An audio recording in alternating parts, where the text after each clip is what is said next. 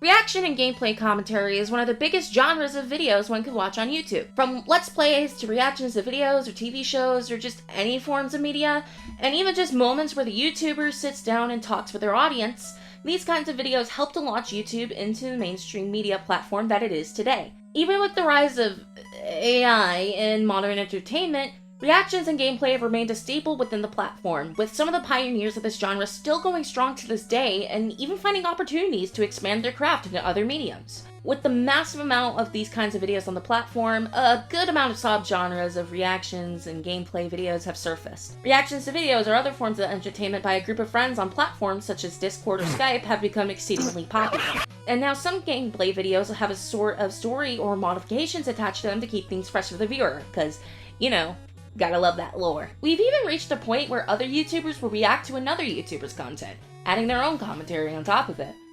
Even if YouTube's not really a fan of this sometimes. Sometimes when making this content, a creator will opt to use a character or persona in their place, adding a sort of layer of fiction and creativity to their content. While this kind of thing has gotten quite popular recently with the rise of VTubers, the truth is that this kind of content has actually existed for quite a while.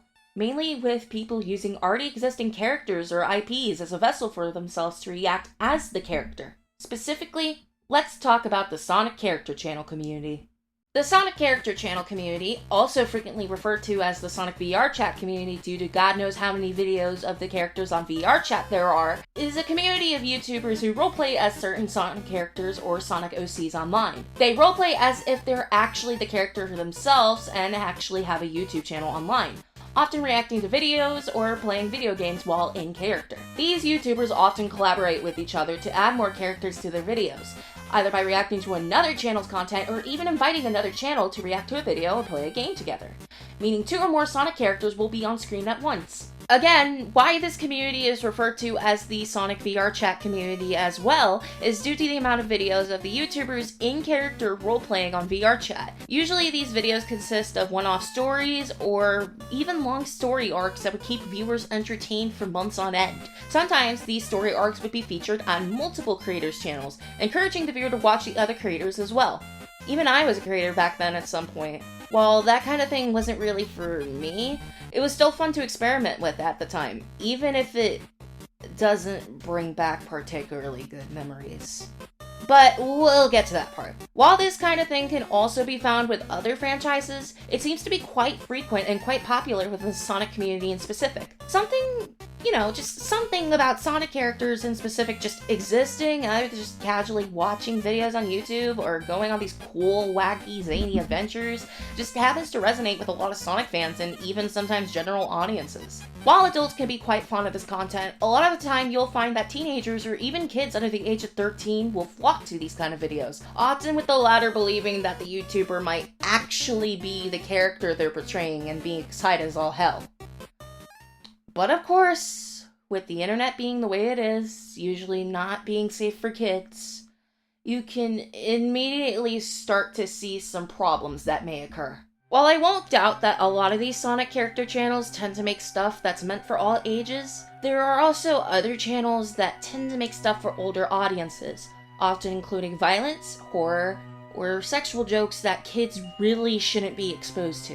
While some of these channels do try to make sure that these kinds of things don't get watched by kids, unfortunately with how poorly YouTube's age verification and age ratings on videos are, it often becomes inevitable that young kids will stumble across this kind of content, whether the creator wants them to or not. Kids often being the main audience of these creators also brings into question the integrity of some of these people. I will say, there are people in the community that are genuinely good people.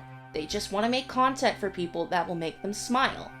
But unfortunately, a lot of the time, as I've noticed, there tends to be a lot of bad actors within the community in specific as well. Some creators unfortunately take advantage of their young audience in quite scummy and atrocious ways, such as weaponizing them to harass other creators, using them as a means to defend their own actions, using people as an opportunity for themselves and discarding them as soon as they're no longer needed, and in the worst cases, creators can end up being actual predators towards children. These predators will often use the character they portray as a mask to try and get closer to children. Once they do, they tend to emotionally and sexually take advantage of them. Some even play smart and march around the law in specific ways so that they don't get into any real trouble. These predators within the community can cause real damage to real children and other people as well. And unfortunately, in some cases, their actions often go unnoticed or are completely swept under the rug, as these predators weaponize their vulnerable fan base, using kids who may believe that these predators are the actual character as a means of defense for their actions.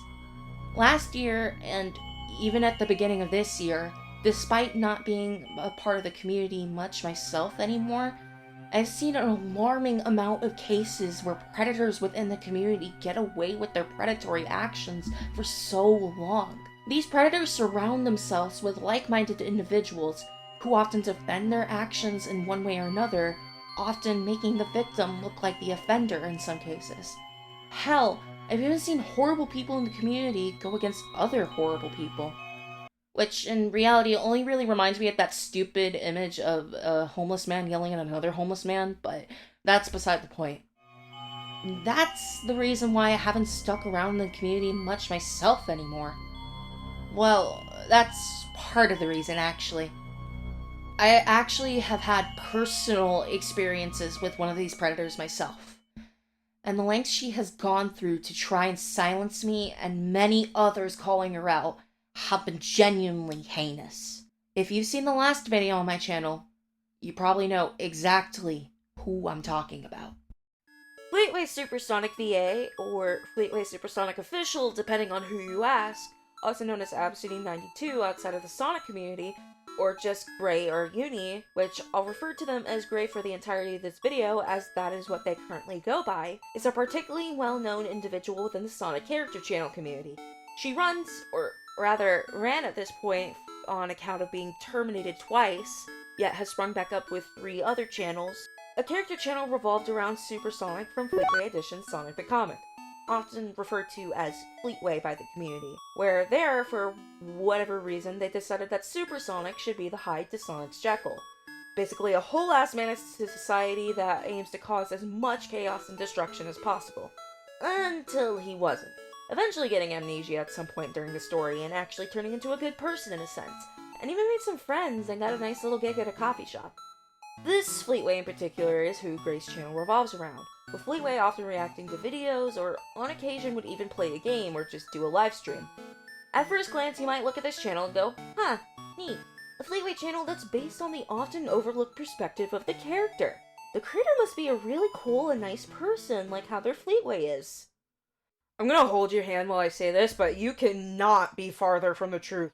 Behind the mask of the character, Gray has had a history of often playing the victim in multiple situations, often claiming that other people were horrible to her and looking for any reason to shit-talk them to people. While yes, some of these people did actually do horrid things, not usually towards her though from what I've seen, but yet these people should still be held accountable. In reality, some of these people that she claims hurt her were actually victims of her herself. Gray has had a history of manipulating and gaslighting people to do and believe what she wants, particularly kids.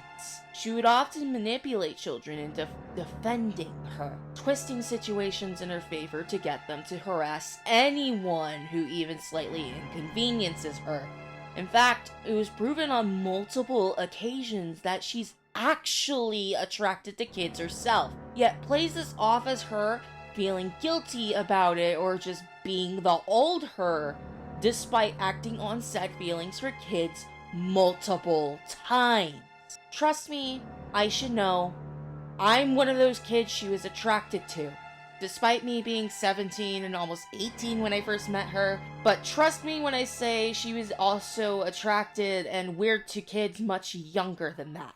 Also, by the time this video comes out, Gray should be around 34 years old. So, yeah, if you were about to say, waiting for someone to turn 18 isn't that bad, imagine the same thing happening when someone is 12 years older than you.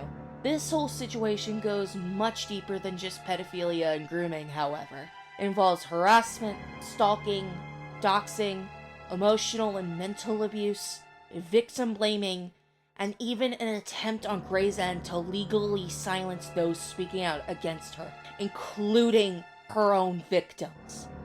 Today, I'll be taking it upon myself to talk about everything Gray has done on the internet towards others, how she has significantly traumatized me and ruined my mental health, and how it has led me to never trust anyone behind a mask ever again.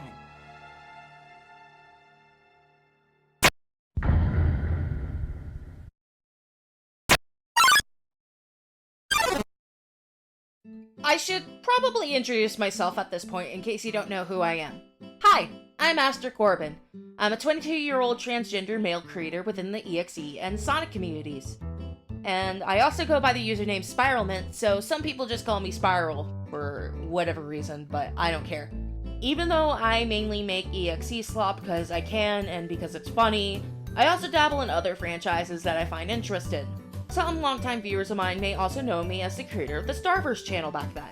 Mainly, if you remember some random person voicing a British Fleetway Supersonic back from 2021 to 2023, yeah, that's me. Hi.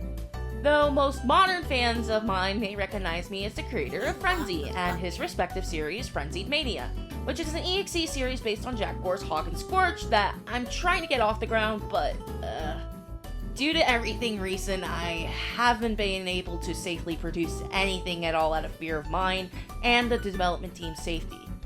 Before I get into everything Gray has done, let me explain how this video will be set up. This video will be going over things Gray has done on the internet towards others from 2020 up until now.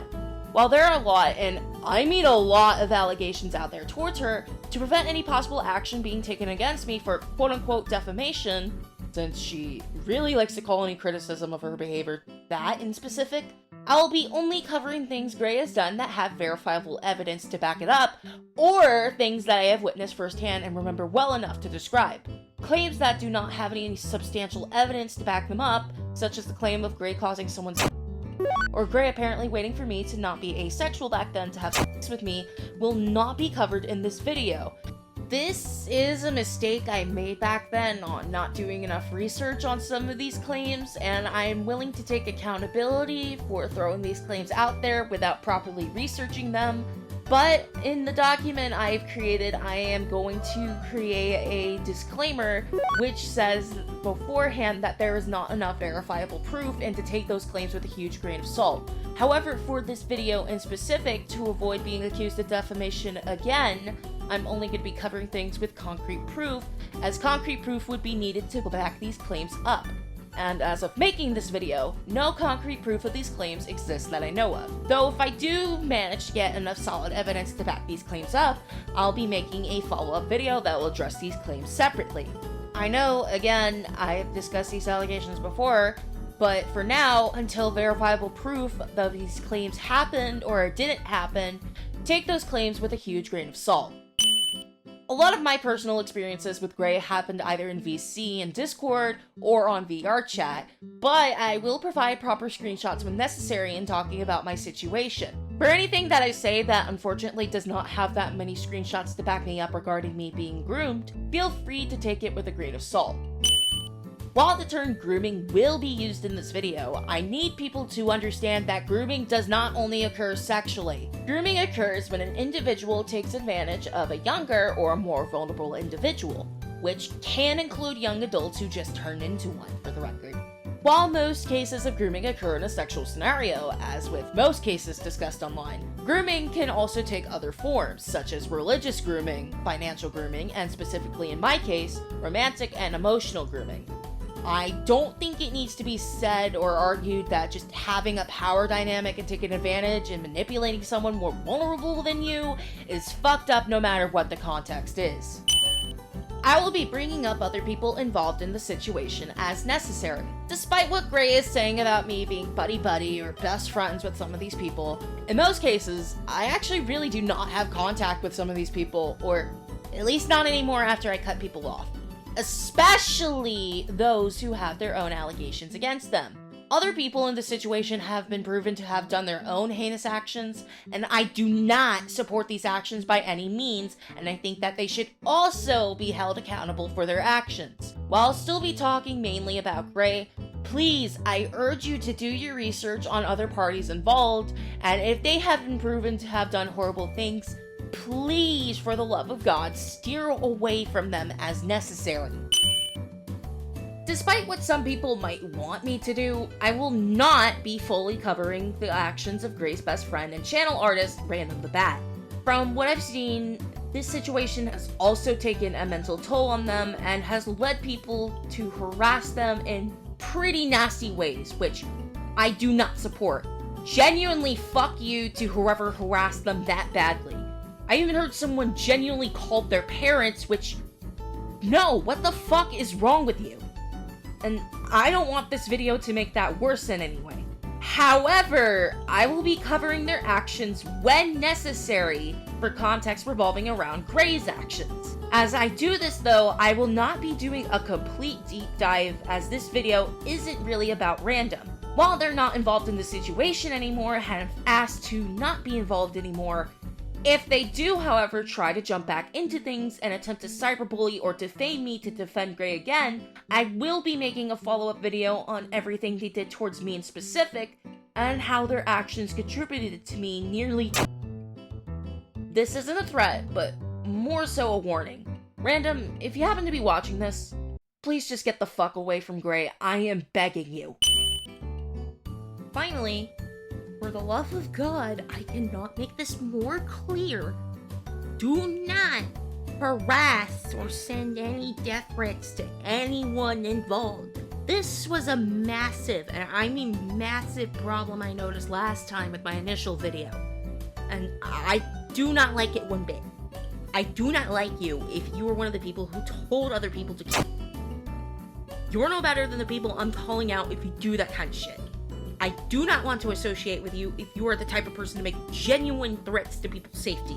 Instead of harassing anyone, just please make their actions known, boycott them, and honestly just report anything Gray does that goes against YouTube's terms of service, because she's low-key broke them multiple times, and me contacting YouTube myself has not really helped. Do not report anything unrelated out of spite or to be malicious, because I don't support that kind of thing. Only report the post that either dox or cyberbully people. Thank you. With all of that out of the way, let's begin. This is where a bulk of the allegations stem from. Most other allegations and actions I'll be talking about in this video stem from Gray not taking accountability from these actions in specific. There are three main sections I'll be talking about in regards to Gray being a pedophile and a groomer. The first section is where I'll talk about my own experience of being groomed by Gray when I was 17 to 19 years old. The second section will cover Gray's other victims, whether they were groomed by her personally or just talked to inappropriately by her while they were minors. And the last section will contain evidence where Gray fully admits that she's attracted to children. Some evidence of which Gray will play off as her not knowing what she's saying, despite her actions towards kids saying otherwise. Okay, I won't be spending too long on this section, since I quite literally already made an hour-long video where I discussed how I was groomed by Gray, but unlike that video, this section isn't as rushed as that video is, and will contain a more clear and concise narrative. So those saying I'm a volatile, it's literally just me remembering things better because my brain has literally repressed some, if not most of this stuff due to trauma. I won't be reading out every screenshot for the sake of time, so feel free to pause and read things as you need to. Let's start from the beginning. In 2021, I was 17 years old at the time, while Gray was 29. I had been a fan of her channel on account of a massive Fleetway hyperfixation I had been going through. When I still had a Tumblr account, I had posted a lot of Fleetway fan art that I created. This is actually how Gray discovered me, stumbling across a comic I had made of Fleetway and asking me within DMs if she could dub it. I said yes, and then we never spoke again, and then I lived happily ever after. God, I wish. No. Instead, a few months later, when Gray opened her public Discord server, I decided to join it and immediately posted a few Fleetway doodles I had made. Shortly afterwards, Gray immediately recognized who I was, and shortly after, she added me on Discord. Upon our first interactions, Gray was immediately all lovey-dovey towards me and immediately started telling me all about herself. One thing I should mention is during our conversations, Gray had immediately started to badmouth several Sonic character channel creators at the time, such as Speedy Blue, Multiverse Sonic, and SSJ Blake. The last one's an actual confirmed pedophile, by the way, so they're really the only one that actually deserves to be shit-talked. Remember this aspect of how she interacts with people, as I'll be bringing up this behavior of hers a lot during the entirety of the video. Another thing to keep note of is that Gray usually has a rule set up that she prefers to message people first, and she's usually busy with her channel or whatnot. Also, keep that fact in mind for later. Me and her would start to message each other a lot, and I mean a lot. During our messages, Gray would start to call me endearing terms, such as sweetie, darling, and honey. Now, I need to clarify because this has been used against me a lot. This, by itself, keyword by itself, isn't really considered weird or even grooming. Hell, I have a lot of adults in my life that call me honey or sweetie, and I really don't give much of a shit. But once I get into events that transpire later, you'll probably start to connect the dots on why this is weird as shit. The compliments wouldn't really stop either, with Gray complimenting how awesome I was every 5 seconds, even if I wasn't really doing anything awesome. Sometime later, to try and follow in Gray's footsteps, I set up the Starverse channel, which was partially a Sonic character channel along with 2 other franchises involved, but come on, let's be honest, you probably remember the channel because of the stupid British rat. With the establishment of the Starverse channel, Gray and I would start to frequently collaborate with each other, and it got to the point where we did a live stream on YouTube together. Now, unfortunately, I don't have this stream archived anymore since I deleted most things involving Gray and I together during multiple mental relapses, so bear with me when I describe what happened on that stream. During that live stream, there came a point where I muted my microphone to go get some food my dad had brought me. When I came back, since the option to turn on my camera was literally right next to the mute button, I accidentally turned on my camera in an excited state in front of a live audience. While I panicked because I literally promised myself I would never reveal my face anywhere on the internet, Gray took that moment to instead call me a cutie pie right in front of a live audience. Keep in mind, I was still a minor at this point. When this happened, I did turn on my camera one more time for a few seconds since I figured, fuck it, why not, might as well. After that stream though, Gray would frequently bring this moment up in our DMs, often joking about it or calling it other sorts of endearing terms. I think you can start to connect the dots on how weird a 29-year-old saying this kind of shit to a 17-year-old is. Despite what you're probably thinking, at this point, I wasn't even the closest person in Gray's life. In fact, that right, or rather, curse, I don't know, that curse went to someone younger than me that's actually another victim of Gray's, but we'll get into that when we cover their story. During my 18th birthday in December, this person actually cut Gray off, which suddenly threw me into the position of one of, if not the closest person in Gray's life. Another thing to know, I and everyone else was never told the proper reason why this person cut Gray off. And when I cover their story, it will make sense on why she kept this under covers. Even after I turned 18, the compliments would not stop, basically happening every day to the point where I got used to them. During this point in time, my parents would start to recognize that I was spending more and more time online, and once they realized I was talking to one specific person every day, they started to become concerned. As such, they would try to monitor how much time I would spend on the internet and became a bit more stricter on who I spoke to. When I would vent about this and other things my parents did that I didn't really like, Gray would try to convince me that what my parents were doing was abuse. Okay, now, let me get a few things straight about my relationship with my parents. It's not perfect by any means. The best way I can describe my parents is emotionally immature and not knowing how to properly raise an autistic child. If anything, they tried to raise me as a completely normal child, and it took me literally finding out myself I was autistic for them to realize I wasn't really normal. Did my parents do things to me during my childhood that traumatized me? Yes, definitely. Were those things considered abuse? Well, it really depends on who you ask, but by legal definition, no. Will I ever forgive them for those things? Hell no. I'm still particularly angry that they didn't get me the help I needed until it reached a breaking point. But at this point in time, when I knew Gray, were they abusive? No, not really. Assholes, sure. Sometimes. Emotionally immature, yeah, but outright abusive? No. If anything, they were actually getting better from how they treated me before. They took me to a school that was especially designed for autistic students since I was being bullied in public school, and I'm very grateful for that because God knows how I would have ended up if I stuck around that public school. They also provide me with everything I need to grow up and get the support I need, such as food, shelter, clothes, medical and therapy expenses, and anything else I need while growing up. Were they strict? Sure, but most of the time it was for my own good. Them cracking down on my internet time was mainly because they were concerned for my safety. Would I consider them the perfect parents and the best parents in the world? Not by any means. My parents and I have a lot of differing views on life, but in the end, we still care and love for each other, even if things aren't perfect. Keep in mind that a lot of parenting styles are different, and sometimes parents may not know which parenting style is the best all the time. Does it excuse their actions if they tend to go too far with them? No, it doesn't. But as long as the parents aren't physically abusing or torturing their child in any way, most of the time what they're doing doesn't really count as abuse by law. One final note, Gray tried to convince my parents were physically abusive and quote-unquote tried to kill me, which never happened. Yeah, my dad sometimes threatens to hit me, but most of the time those are just him joking around or things he says out of anger in the moment. He's really all bark, no bite, to put it into words.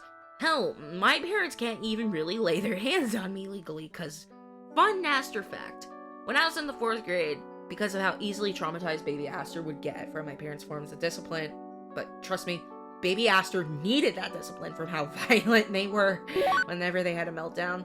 My school got Child Protective Services involved because they didn't really understand the specifics of the situation. And when the social worker asked baby Aster if they were being abused, baby Aster had zero idea what that meant and said yes because baby Aster is kind of stupid. From that day on, my parents literally could not even discipline me physically without getting into trouble, so any claims that my parents are physically violent or abusive are not true. Because if they were, I'm pretty sure my parents would be in prison at this point. Gray and several others tried to convince people that I was literally beat, but no, I wasn't. Any loud noises were just shit being moved because my microphone back then didn't really have any noise suppression. I have not been beat or hit any single time by my parents.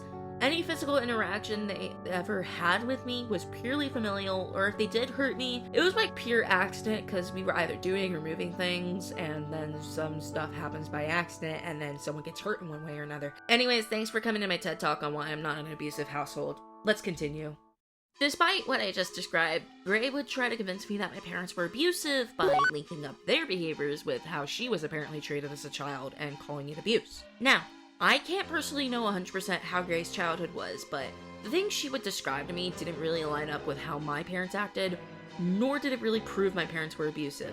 If anything, from recent records, she literally said that she calls people's parents abusive based on their own opinion. I may have said a lot of things about her family that a lot of people would not agree, but that's my opinion, and that is how I feel of the situation. Which, you shouldn't really fucking do that, I'm gonna be so for real. Despite this, I was a naive teenager / young adult who was talking with one of their internet idols. Not really knowing how being a proper adult worked and knowing how everything worked at the time, I started to believe every word she said. This caused my relationship with my parents to become strained. This caused a lot more arguments with my parents to happen regarding what I was doing online, leading to me venting to Gray about these arguments more and more, which led her to convince me even more of my parents' quote-unquote abuse. Gray, convincing me that my parents were abusive, started to manipulate me to a point where she would start to become the only adult I could trust. I mean, she's older than me. She should know better, right? In January of 2022, when I was in VC with Gray while in the car with my father, he took notice of how I was hanging out with her again. To try and grab my attention, my father used the handle of a pocket knife he usually carries on him to lightly poke me on the arm to gather my attention. I'm gonna clarify this. My dad only used the handle of the knife, not the blade. My father had no intention to harm or kill me with what he did. He was simply trying to get my attention. Was it a really stupid way of getting my attention? Yes, but did he harm me in any way, shape, or form? Absolutely not. Back to the story. When my father did this, with the mindset Gray implemented into me that he was abusive, I started to panic. Me panicking caused everyone in the VC to panic, including Gray. When I got home and barricaded myself in my room, at that moment, Gray fully admitted that she loved me and had feelings for me. This was said only a month after I turned 18 by someone who is 12 years older than me. Me, in my panic state, assumed I just misheard things. However, a few days later, as Gray and I were on a call with each other, Gray fully admitted she had feelings for me.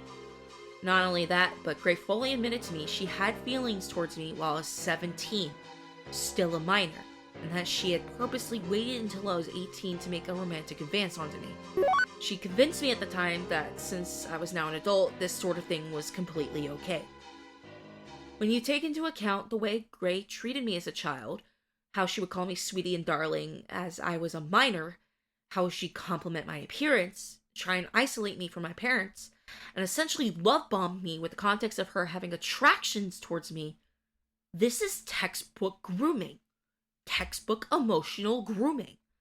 She'd acted on her feelings without outright admitting her attractions towards me while I was a minor, while trying to normalize it as a motherly role. A couple more months went by, and this sort of behavior Gray would have towards me would continue. She would try to justify this behavior with her saying she doesn't mean to do anything wrong or make anyone uncomfortable, but still keep in mind this is now a 30-year-old doing this kind of behavior to a fresh 18-year-old that they admitted they had feelings for while they were a minor. Gray would continue to love bomb me and turn me against my own family and other people she would deem bad people. This sort of manipulation came to a climax where in March of 2022, after a massive argument with my parents regarding what I was doing online, which kind of led to hands being thrown, but this was more so because I had said things that had gone too far. Gray threw in the idea of me moving in with her, despite me still being in high school at the time. With the mindset she'd implemented into me, she had made me desperate for a way out, so I obliged, starting to work on a way out to come and live with her. I won't go into too many details on how I got the money to go out of there, but let's just say my desperation caused by Gray to lead me to get scammed and traumatized by someone who claimed to be a religious man who wanted to help people in desperate situations, but in reality was a scammer who used emotionally abusive tactics to get me to send money to random accounts with money that never existed, so that apparent money got taken out of my account and now I'm low-key in debt, but whatever, that's not the point I'm trying to make here. The point is that Gray convinced me not long after I turned 18 to run away from home and to live with her. Once I did reach her location after fighting with my parents one last time about everything, I'd admitted during the chaos that after everything, I started to develop feelings towards Gray myself. While we first met up, Gray said to me that we were not into a proper relationship quite yet. Despite this, however, while I was living with Gray for about 2 weeks, she was physically affectionate with me, often cuddling with me or just physically messing with me.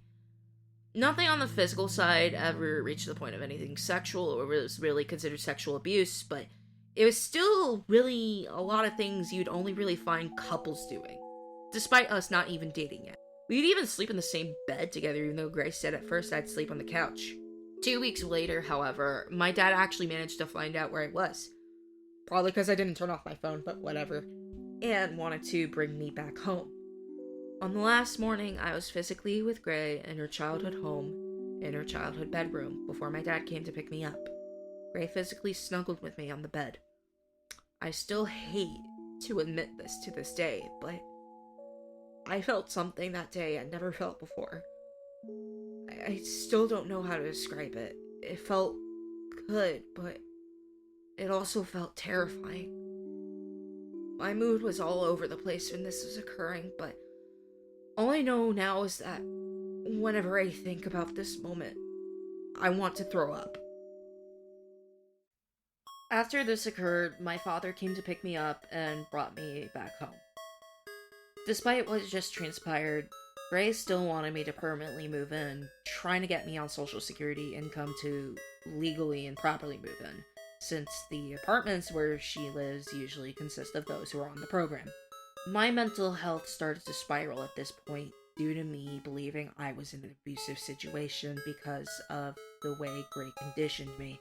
Things came to a head through April and May of 2022 when Gray got into controversy because of the fact that she had stolen Multiverse Sonic stories out of spite, which I'll get into later in the video. This, combined with the fact that Gray still had his and SSJ Blake's videos still up on her channel without their permission, this caused the two to enact copyright strikes onto her channel to the point where it was set up for termination. There was a live stream set up on my channel discussing the whole thing. I even fucking screamed at Blake, and considering bro's also a pedophile despite the context, I don't really feel too bad about it now. After the stream, however, Gray pulled me into a private call in Discord. During that moment in time, when I was unable to properly think due to both believing the lies Gray was feeding me and the events transpiring at that moment, Gray asked me at that very moment if we could enter a relationship.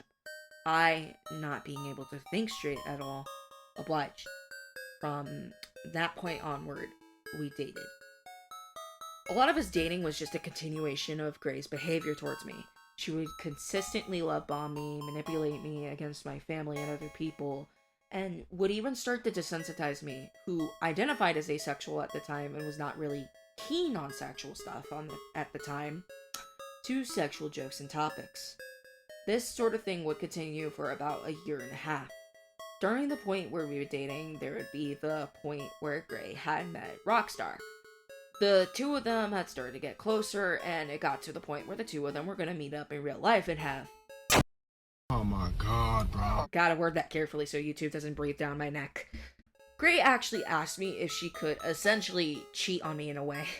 I didn't know this counted as cheating at the time, since, fun fact, this was my very first relationship ever, and I didn't know how anything worked, nor did Gray really even teach me how a proper relationship is supposed to go. Now, in the original video, I said I didn't remember if I said yes or no to this request, but now that my memory has been clearing up and I've been getting more context of what happened all those years ago, I actually remember what I said. I said yes for whatever fucking reason.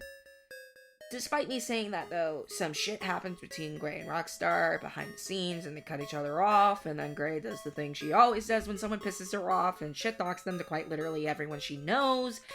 Now, a lot of this part of the situation, including the claim Rockstar made where he said that Gray didn't actually respect me being asexual, was waiting for me to have with her, is just a lot of he said, she said, and frankly, I don't want to waste my time trying to figure that specific thing out, especially since there isn't a whole lot of evidence with that whole thing that I'm aware of, so I'm just gonna skip over it for the most part. As 2023 arrived, my mental health began to spiral more and more due to me believing I was going through abuse. I would talk about these issues with Gray, but eventually she told me she was getting tired of hearing about the situation she made me think I was in, and told me to stop talking about it too much. Even though she literally vents about other people all the fucking time. Me, being conditioned to do whatever she wants at this point, stopped talking about it entirely. This moment made me struggle with communication, including talking about my own problems, for years to come. Around the spring of 2023, my mental health had spiraled to the point where it was believed that I had OSDD-1B, a variant or different version of dissociative identity disorder. Now, I know I said in my last video that was most likely psychosis, but due to recent events, I've been questioning, am I a system? I'm gonna be so fucking honest, I don't know. I know I said in the last video this is some stuff with psychosis, but again, recent personal events in my life have kind of caused me to question the possibility again. I don't know. I don't want to go around saying I'm a system without a proper diagnosis, since I kind of did that last time and it caused a lot of confusion. So, even if I do end up being an OSDD system, I don't think it's something I'm really going to share publicly due to the fact in 2024, Gray tried to use the fact that I was a system against me to try and make me look bad. So, just for the sake of clarity, just until further notice, just assume that it was most likely psychosis caused by repetitive trauma I was going through at the time. Unless I happen to get a diagnosis for STD or whatever else caused this to happen to me. So, yeah. I'll probably, maybe, if I do get comfortable enough in the future, update the description and say I do have OSDD, but if I do recently find it out, I'm not gonna update it now because I don't want Gray saying I'm fucking crazy or whatever for just being a system, but regardless. Now, Gray said that she accepted the fact that I was a system, but she would actually use that fact as one of the reasons she broke up with me, because get this, apparently my mental health, according to her, was getting worse, all because I was splitting new alters. Now, I have done the proper research on dissociative disorders like this for years, and saying the stuff like that is not respectful towards systems in the slightest. A system splitting new alters isn't because they're getting worse. It happens because the brain is prepared to handle the trauma a person might be going through at the time, and it splits off a new alter to deal with it. Thoughts like new alters equals you're getting crazier are harmful stereotypes towards systems, low-key ableist, and are just not good takes in general. Around this time as well, Gray was also having some sort of situation with her mother. Now, I knew Gray would complain about her mother a lot, but the reason why Gray just decided to go full spite mode against her mother was something. What happened was that her family was having some sort of pool party or whatever, where kids were going to be there. Gray's mother was helping her pick out a swimsuit, and Gray picked out one that was somewhat revealing. When her mother pointed this out, because again, kids are going to be at the pool party, Gray became extremely annoyed at this and just decided that, out of all things, was the breaking point, started to call her mother the literal devil and destroying family pictures in the process. This started to make me realize that maybe not everything was sunshine and rainbows. Another thing that was happening around this time was me having the realization that no, I'm not just a tomboyish girl or non-binary or whatever. I might actually be trans. I was testing out he, they pronouns with a friend group at the time and was actually about to tell Gray, but she actually noticed and brought it up first. When we discussed things, Gray told me she couldn't really see me as a man and wouldn't date me if I became one. Now, I normally understand if someone doesn't want to date their partner anymore, if their partner ends up transitioning to a gender that they don't see themselves dating, but the way Gray worded things about still seeing me as a girl, combined with just how dependent she made me for her, this caused me to not fully transition for her sake. Keep this sort of attitude Gray has towards me being transgender in mind, as this will be its whole own section later. Eventually, sometime around the fall of 2023, Gray broke things off with me, saying I wasn't improving my mental health at all. From, again, the trauma I was going through mainly because of her manipulation. I understood this, and took the time to actually take a break and work on improving my mental health. Part of me improving my mental health was me discontinuing the Starburst channel, as running the channel combined with the fact I was going to college at the time and dealing with multiple mental health issues was not doing wonders for my mental state. This is the only time during the breakup period where Gray messaged me. Remember, Gray had set up the rule with everyone that she has to be the one to message first, so I kept following that. Yet, this would be a reason she'd bring up when she tried to break things off again. Even though I was only following her boundaries that she set up. She also stated that I didn't tell her I was trans at all, even though this was something I brought up with her and something that we discussed. The only thing I can take slight accountability for is me not really sticking up for myself, but being conditioned to think I was in an abusive relationship with my parents where there was this quote-unquote no hope. Could you really 100% blame me? Listen, I've definitely improved on this behavior, because if I didn't, I really wouldn't be making this video. This moment completely broke me. Despite the cracks in Gray's argument on why she was breaking up with me, I was under the belief every single thing was my fault.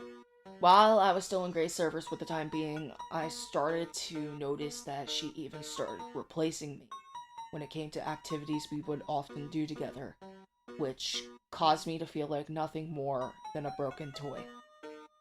At this time, I had gotten the idea to fully cut her off and break things off myself in a healthier way, working on a message I was going to send to Gray, which I'll leave a link to that message in the description down below. Before I could send that, however, Gray sent one final message saying everything was my fault again and cut me off. Before I could even relapse what was happening, one of my quote-unquote headmates, again, just assumed this is psychosis until further notice, took front and absolutely went off on her, blocked her everywhere, and told her to never contact us again. And that was it. Or that's at least how I was emotionally groomed by Gray and then discarded when I was no longer entertaining enough. There are much worse actions Gray has done against me that happen way later down the line, but I'll cover those later in the video. For now, I would like to say this. I am not the only victim of Gray. If anything, Gray has acted like this with several other minors.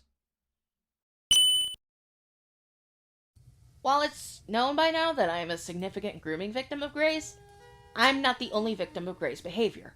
And sadly, I'm not the first grooming victim of Gray. Remember that younger person I had brought up during my experiences with Gray? They're actually one of Gray's first known grooming victims. For context, they were known by the name Blurry back then, but for this section and for the rest of the video, I'll be referring to them by their current aliases that I know of, which is Octostars and Guts. If I got anything wrong name-wise, please let me know, and I'll update that in the description. Guts and Gray had known each other for a long time, at least since 2021, if not earlier. Guts was actually the voice actor of Ebony the Cat, another character that appears in the Fleetway comics for Gray's channel. While I do not know much about their personal relationship firsthand, Guts has then released screenshots and information regarding it that shows how deplorable Gray was around minors. At some point in Guts' DMs, while Guts was 14 and Gray was at least 28 to 29, Gray fully admitted to a minor that is nowhere close to being an adult that she has some form of attractions towards kids. However, to cover up her behavior and to not appear as pedophilic, she tries to justify it as purely platonic and familial. However, when you take into account the previous context I had provided with my experiences with Gray, that argument starts to fall apart. Now, I mentioned that around my 18th birthday, Guts cut off Gray, or rather, one of their headmates cut her off since Guts is actually a system themselves. No one was ever told the reason why, but it has since been revealed then why this happened. This cutoff occurred because Gray fully admitted to Guts, a 14 to 15-year-old at the time, that she had feelings towards them. To cover up her behavior yet again, Gray tried to play things off as she would date a minor if they happened to have turned 18. Even if Guts was 18 at the time, this would still be an 11-year age gap between the two, and Gray still would probably have known Guts while they were a minor. If anything, don't take my word for Gray admitting she had attractions towards a 14-year-old. Take it from her with the words coming directly out of her mouth. It doesn't make it sound like I'm avoiding it. I do admit that, please don't take it the wrong way, I never meant anything malicious, but at the bottom of my heart, that I did admit to Blurry that if they were older, they were someone I would love to date. But if they were just like 18 and over, and they were 14 at this time, but that did not mean I got with them. We continued on as usual. Absolutely fucking deplorable. There's absolutely no excuse for admitting towards a minor that you had feelings towards them and trying to justify it as you willing to date them if they were 18 when you're significantly older than them is not an excuse and is absolutely disgusting. No one, including me, another very close person to Gray at the time, was ever told that this is the reason why Guts cut off Gray. Because Gray wanted to sweep her pedophilic actions under the rug. Next up, I will be talking about a user by the name of FizzyFrog, who shared with me their experiences with Gray. Please note that while yes, Gray spoke quite inappropriately towards Fizzy, they do not consider themselves a main victim of Gray and do not wish to be referred to as such. They also do not wish to be involved much further in the situation, so please do not harass them about this situation. Thank you. Fizzy shared with me screenshots of Gray being all lovey-dovey towards them while they were a minor, calling them the same endearing terms as she would call me when she groomed me, and even going as far as to say, to a minor, I love you. Fizzy has expressed being quite uncomfortable with these terms and being told that sort of thing by a stranger on the internet. Gray had also made Fizzy a moderator at a channel at some point, showing that Gray will get close to minors just to use them in one way or another. The next few people I'll discuss when it comes to Gray's behavior towards minors will be kept anonymous in order to avoid wrapping them into the situation too much. However, if they want to reveal who they are, I don't really mind. I'll be referring to these anonymous individuals by the aliases I gave them in my document against Gray. I will be firstly bringing up one Jane Doe from the document. Jane Doe had shared with me the information that Gray had a crush on yet another minor, Jane Doe's groomer. And not only that, but they allowed Jane Doe's groomer to describe Jane Doe's underage body to her. I did some research on this claim and found out that Jane Doe is actually a grooming victim of Yoshizilla, aka that one big Silver the Hedgehog YouTuber guy. Another known predator within the Sonic channel community. I'm not going to be explaining the whole Yoshizilla situation in full though, since this video is only really covering Gray's actions, but if you're curious, there are several videos out there that show Yoshi's pedophilic behavior. Not only that, but I was actually able to find the video footage in question of the moment where Gray allowed Yoshi to describe Jane Doe's underage body. I've censored out Jane Doe's name and another victim's name as to not wrap them up in this situation either. Here it is.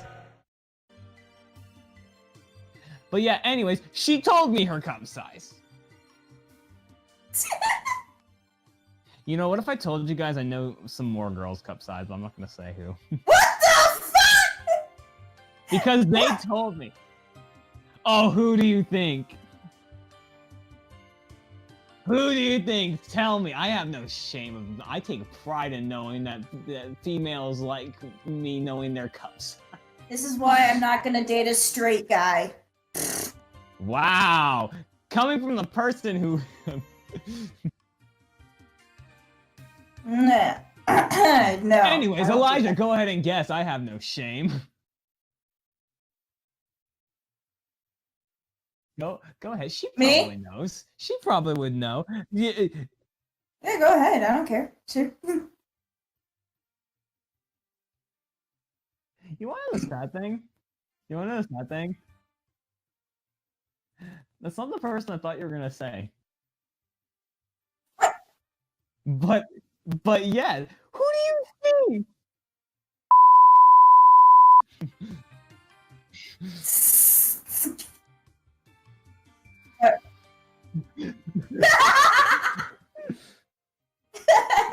Alright, but yes, I know her cup size, and don't tell two of them I told you that I know.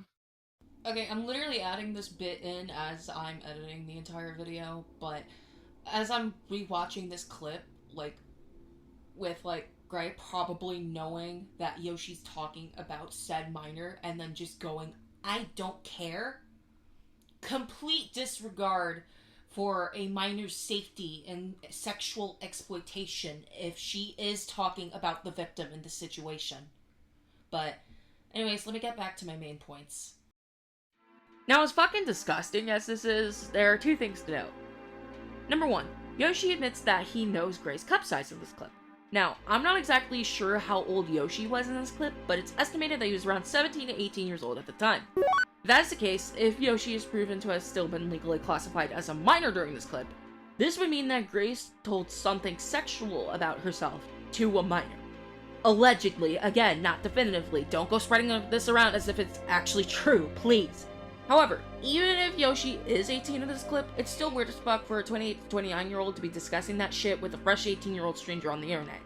If anyone can verify just exactly how old Yoshi is in this clip, please let me know and I'll leave a note about it in the description. Thank you. Number 2. Gray tends to claim that she was not laughing at the fact that Yoshi was talking about a minor's cup size, but rather at the movie Sonic dancing in the background. However, I find that hard to believe on account of the fact that she started laughing when Yoshi started discussing sexual topics, and that she tends to cover up her pedophilic actions with excuses most of the time. By utilizing the fact that this video contains the older nameplates for VRChat, it's estimated that this clip occurred sometime around 2020, which shows that Gray has been engaging with this pedophilic behavior for at least 5 years now, if not longer. Finally, I'll be discussing Gray's behavior towards 2 of my close friends who were both minors at the time of knowing Gray. I'll be keeping them anonymous for their safety and will once again refer to them as Red and Blue for this section. This section is more so a retelling for both mine's and the 2's perspective from voice chats we were in with Gray, meaning there's unfortunately no proper screenshots for this section, so feel free to take this section with a grain of salt. I've known Red and Blue for a long time, and during the time that I knew Gray, I had allowed them to be around her. While Red and Blue are currently 16 and 18 respectively, during this time, Red was around 11 to 13 years old, and Blue was around 15 to 16 years old. Gray had started to get close to both Red and Blue, even trusting them enough to be allowed in her private server. However, if you've been keeping up with the story up until this point, you probably know what happens when Gray gets close to minors. Gray would start to make specific comments towards Red and Blue in a similar manner she would compliment me back then. Specifically, towards Red, an 11 to 12-year-old at the time. Gray called them mature for their age. Let me reiterate. Gray called someone under the age of 13 at the time mature for their age. I honestly feel disgusted with myself on how I excused Gray saying this kind of shit back then. Because with the newer context of Gray actually being attracted to minors, this is just outright fucking disgusting. As for the things Gray has said towards Blue, she would compliment them as well in a similar manner.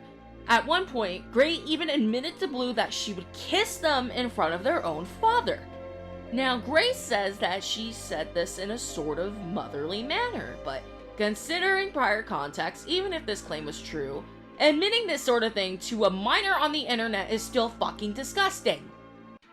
Sometimes, I wish I could just go back in time and prevent Gray from meeting Red and Blue so they wouldn't have to go through this kind of shit.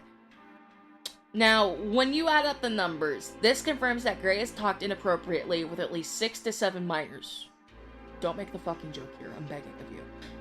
Gray has also been confirmed to have attractions to at least 3 of these minors, if not more. It's been confirmed here that Gray has emotionally manipulated and groomed at least 2 minors, including myself. It could be 3, but I don't have the full context of the Yoshi situation. Now, despite all of these stories being out there, people have still made the excuse of Gray just not knowing any better or simply being motherly towards these kids. However, I have a piece of concrete evidence of Gray admitting herself that she has attractions towards kids. Hi, Editing Master here.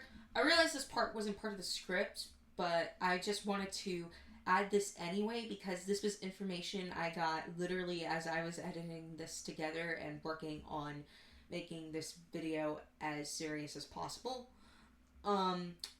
Basically, I actually got into contact with yet another person who was a minor at the time when they met Gray and was even a part of her Discord mod staff, which, fun fact, by the time I met her in like 2021, back in like 2020 is also, her entire mod staff, aside from 2 people, consisted of minors. Not only that, but them and someone else who I will be keeping anonymous at this time shared with me their experiences with Gray on basically how she also called another minor mature for their age, but also talked to them weirdly, and also just proves I'm not crazy on the whole being manipulated on, like, parental abuse thing. She also manipulated these two against their own parents at some point. But since I'm just getting this information and we're still trying to gather as much screenshots as possible, this is just its own little one-off thing, and I'll be actually making a follow-up video on this in specific and anything else I might have missed or need to clarify in the future, so be on the lookout for that. But where was I? Oh yeah, Gray literally admitting she likes kids. I can get you the video because she sent it to me. It's a 12-minute long video, but there's a lot of. I'll just for context, don't take it. I know how it sounds. Don't take it the wrong way. I know I shouldn't have said, but I was basically just trying to question whether if I was attracted to kids or not. That is something But you I should didn't- never question. What? Why would you? No, Wait. I should. What? I don't know. Okay. I Basically, don't what she was trying to say, and I'm not trying to interrupt you, but I'll give it to I'll explain. Basically, what she's trying to say is she's trying to ask, does she feel okay around kids because kids can make her nervous, and she was trying to put it in a way. That's not. Didn't she say attracted, not feel okay?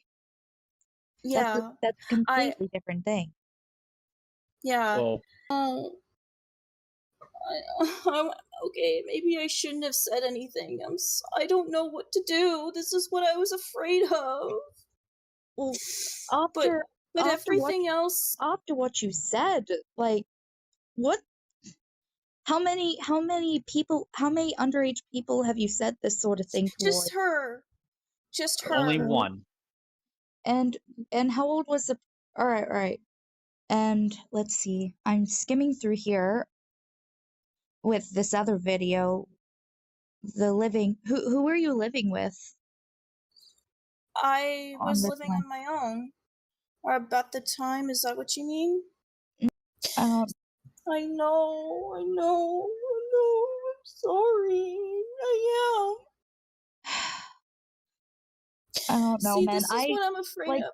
I don't know what to do. People would not forgive a male for doing this. I don't. Why? People would not forgive a male for doing this. A female shouldn't be any exception. What you did was clearly wrong. I don't think I should be around here anymore then. I think that you need to get off Discord, work on yourself, go to therapy, and I have been working on myself. I've made changes around and rules around myself. Even if so, like, the best thing you could do is get off Discord, get off YouTube, like, probably just delete it and just like go seek therapy, because in this I don't want to delete my channel. My channel is my life. I don't know what to do. I don't know what to do. With this channel, you influence children. I don't know what to do. Okay, Maya? This clip occurred sometime around 2024 after Gray was getting called out for emotionally grooming Guts. Gray fully admits herself here that she has attractions to kids. She words it as if she's questioning if she's attracted to them, but one, you should never question yourself if you're attracted to kids if you're an adult at all. And two, from what we have covered here, it's not just her questioning it. She has fully acted upon her attractions to kids in one way or another. Now, the other voice that's prominent in the video, I believe the one Maya Glaze, suggests that Gray gets off the internet to seek help for this kind of thing. Gray instead deflects this and says that the channel is the only thing she has. This, on Gray's end, is a complete irresponsibility of her actions and behavior. Continuing to be active on a channel with a significant audience of children while you have admitted and acted upon your feelings towards children is completely unacceptable. Gray has since tried to backtrack and say that she is not attracted to kids, but the damage has already been done. Admitting you are a pedophile is not something you can backtrack on, nor can you backtrack on once you've acted upon it in one way or another. This is what Gray is trying to hide from you. She has admitted she has attractions to kids, yet tries to play it off as her not knowing what she's saying, despite grooming and talking inappropriately to multiple minors for nearly 5 years. Now, the proof of Gray being a pedophile is the main allegation I wanted to cover. Most of, if not all of the other allegations against Gray I'll be going over stem from Gray not taking responsibility or accountability for her own actions. I mentioned at the beginning of this video that when I first met Gray, she had immediately begun to badmouth several Sonic character channel creators. This is actually something she does with a lot of people she doesn't like. Gray has a habit of playing the victim in nearly every situation she's been involved in, whether she's at fault or not. When she spoke to me in the beginning about SSJ Blake, while Blake's behavior did come off as iffy, and yes, he is a really bad person, she also tried to villainize Multiverse Sonic and Speedy Blue even if they didn't necessarily do anything wrong. Gray also manipulates her fans and her audience with her self-victimizing herself. This has been something especially apparent with the recent allegations she's been facing. She claims to her audience she is often getting attacked for little to no good reason, despite the alarming amount of evidence and stories regarding her behavior. She even asked her audience specific questions to justify her behavior, such as the time when she asked her audience if calling people sweetie and darling was grooming, while providing no prior context to the specifics of the allegations. Again, yes, calling people sweetie and darling by itself is not grooming, but when you combine that with the fact that Gray having feelings for me while as a minor and other behaviors I've discussed, yes, what she did does count as a behavior related to grooming. Yet when she brought this up with her audience, she never provided the prior context and tried to make sure that they would never figure it out. This is something Gray does a lot. She often talks about a situation to either her friends or her fans in her own words and leaves out crucial details to try and spin the situation in her favor. She also tends to gaslight people a lot about certain situations, including her own victims, even myself. Before I do talk about this, let me explain what gaslighting looks like. Gaslighting occurs when an individual makes people question what they think is true by feeding them downplayed or untrue information. The misinformation often starts out small, but as time goes on, a gaslighter may feed their victims more and more false information. Usually, a gaslighter employs some form of positive reinforcement to keep their victims following their narrative. If a victim of gaslighting starts to question the narrative, the gaslighter will often put the blame on the victim, accusing them of lying or just being crazy and horrible in general. This often makes those who are gaslit question their reality, their memories, or even their own sanity. Over time, the effects of gaslighting tend to build up, making it harder for the victims of it to see the genuine truth. When it comes to Gray and gaslighting people, boy does she do that a lot. Gray will often tell lies about a situation to try and victimize herself. At first, this starts off small with a few details being wrong, but eventually, once people start to trust her more, she will start to outright lie about the severity of her actions. She also lies about not knowing her actions are any better, despite the evidence I presented saying otherwise. Yet, if anyone is to call her out on this sort of behavior, Gray tends to villainize them as attacking her, and tends to twist things against anyone calling her out, often lying about her own actions, or bringing up irrelevant information to try and get herself out of trouble. While yes, if evidence of other people comes up, they need to be held accountable as well. However, Gray cannot just call these people out and expect her actions to be swept under the rug. Sure, there may be evidence of other people doing pedophilic stuff, but this absolutely does not excuse yourself from being a pedophile yourself. Gray has also gaslit me and other people several times about how exactly we knew each other. She tried to gaslight me with several factors, including her intentions when talking weirdly with me apparently never discussing how I was trans with her, despite us literally having a whole conversation about it, and how I had problems communicating with her, despite me actually messaging her a few times, and her having set up the boundary of her messaging first. I was simply respecting that boundary, so sorry if respecting boundaries just suddenly pisses you off. Also, I didn't message her before we broke up because I was actually trying to work on my mental health, so I guess me taking time to myself to improve myself pisses you off too. Sorry if that pisses you off. She would even say I cannot get my story straight in an effort to discredit the grooming I went through and the abuse I'm currently going through. I know I have memory problems, but those memory problems either only really happen short term or when I go through significant trauma. Hell, sometimes I don't even 100% remember the trauma I went through with other people on the internet. Not with my family or with Gray due to this whole thing going on. But because my brain literally blocks it out sometimes. But ever since this whole situation has been happening, I've been remembering stuff pretty clearly now, and the screenshots I took in other people's accounts of Gray's behavior helped me to remember. Plus, telling people that they don't remember things and how you want them to remember is literally a behavior of gaslighting. And I find the fact that Gray gaslights people ironic, since back then she usually talked about gaslighting all the time with people and how horrible it is, with her actively gaslighting them at the same time. Now, I brought this section up to help give you an idea of how Gray reacts or handles things going forward. A lot of the later topics tie in with how Gray manipulates and gaslights people into believing she's innocent, while actively hurting people at the same time. This technically counts towards the harassment section I'll get into later, but I feel like it warrants its own section with how frequent Gray does this. I've already discussed how Gray said she wouldn't be able to see me as a man if I transitioned. Now, you might look at that fact and say, that really doesn't seem transphobic by itself. Trust me, it gets worse than that. For a tad bit of context, from 2020 to 2023, I went by the name Star while I was still agender.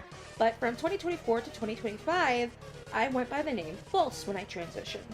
I don't really give a shit that I'm throwing my dead name out there when Gray has literally called me that name God knows how many times in public spaces to try and invalidate me.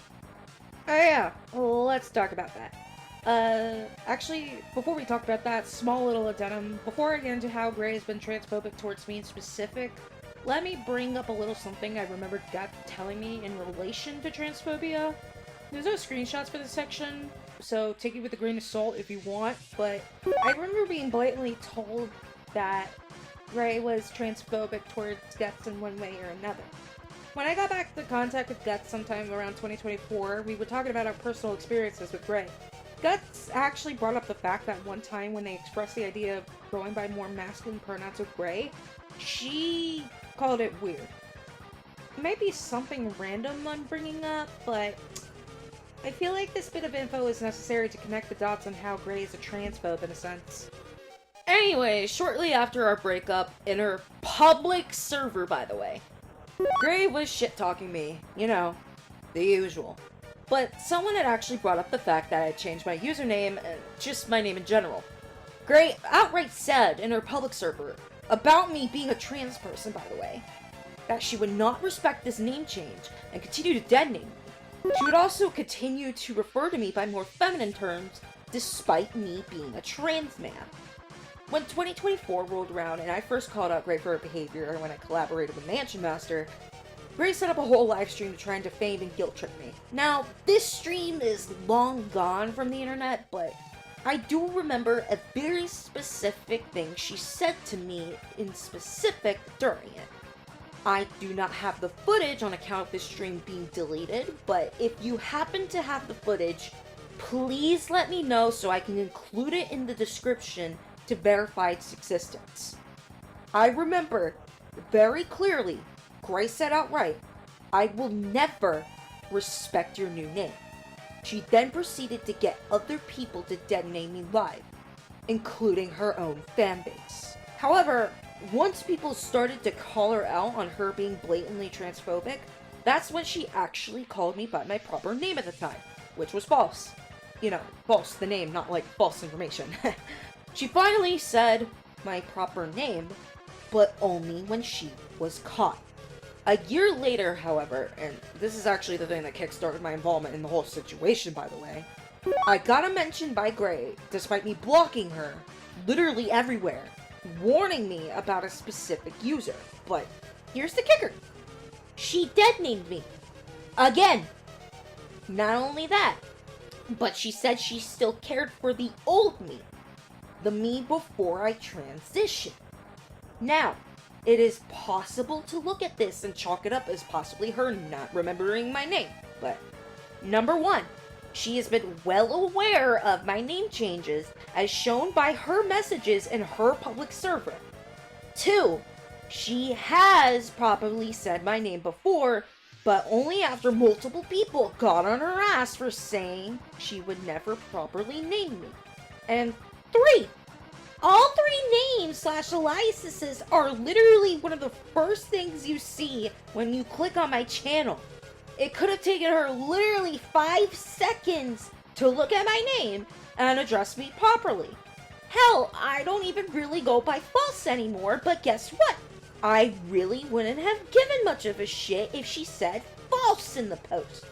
But nope, she chose the option that she knows makes me uncomfortable. When I started to call Gray out on her behavior this year, she doubled down on deadnaming me and misgendering me, even getting her fanbase to deadname me again. When I brought up this valid concern, defenders of her tried to claim that I was, quote-unquote, weaponizing my gender. No, I'm not. Look, I make it very clear that I'm a trans man. I make it very clear the names I want to go by. I make it very clear the pronouns I want to be referred to as. Sure, I may not necessarily have the resources yet to properly transition given the current political climate in this country and my state in specific, but I still make it very clear that I identify as a man.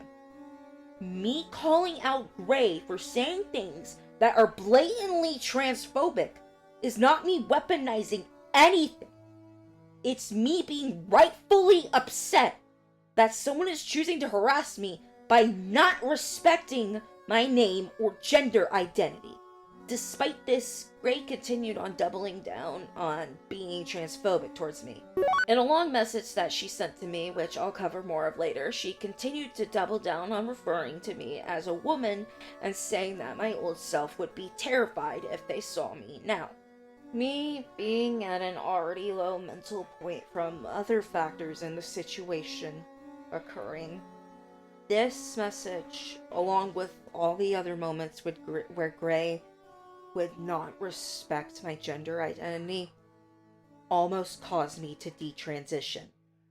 She made me genuinely feel like no one would ever take my gender identity seriously, and that me freely expressing who I was a waste of time. I brought this issue up with a close friend of mine, and they told me that she doesn't decide who I am, I do. I'm really grateful that they told me this because it made me realize why Gray dead names me and misgenders me. To try and control me.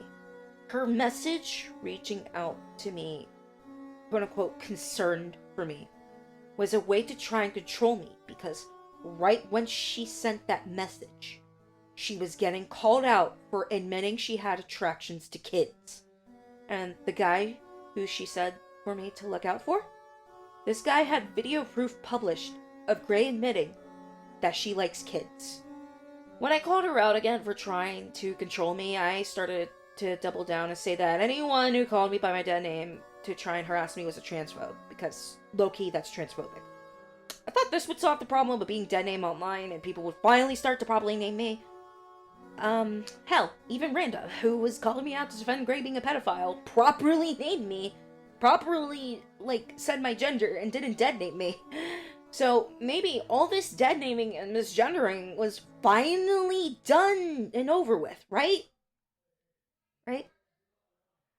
Dear God, was I wrong? No. Gray started to leak my legal name and to refer to me as my legal name in her public server, on YouTube, fucking everywhere. Now, I'm fine with my family calling me this, whatever, I'm closeted. But I am insanely fucking uncomfortable with people referring to me by my legal name online. I kept calling this out, but nope, I guess she's going to continue to dead name me and now, at this point, dox me. Speaking of doxing, let's get into that part. Alright, so this part's gonna be a little bit unscripted. Basically, in a recent post she made where she had doxed me and had misgendered me. Someone had brought this point up, and she tries to justify it as me being gender fluid.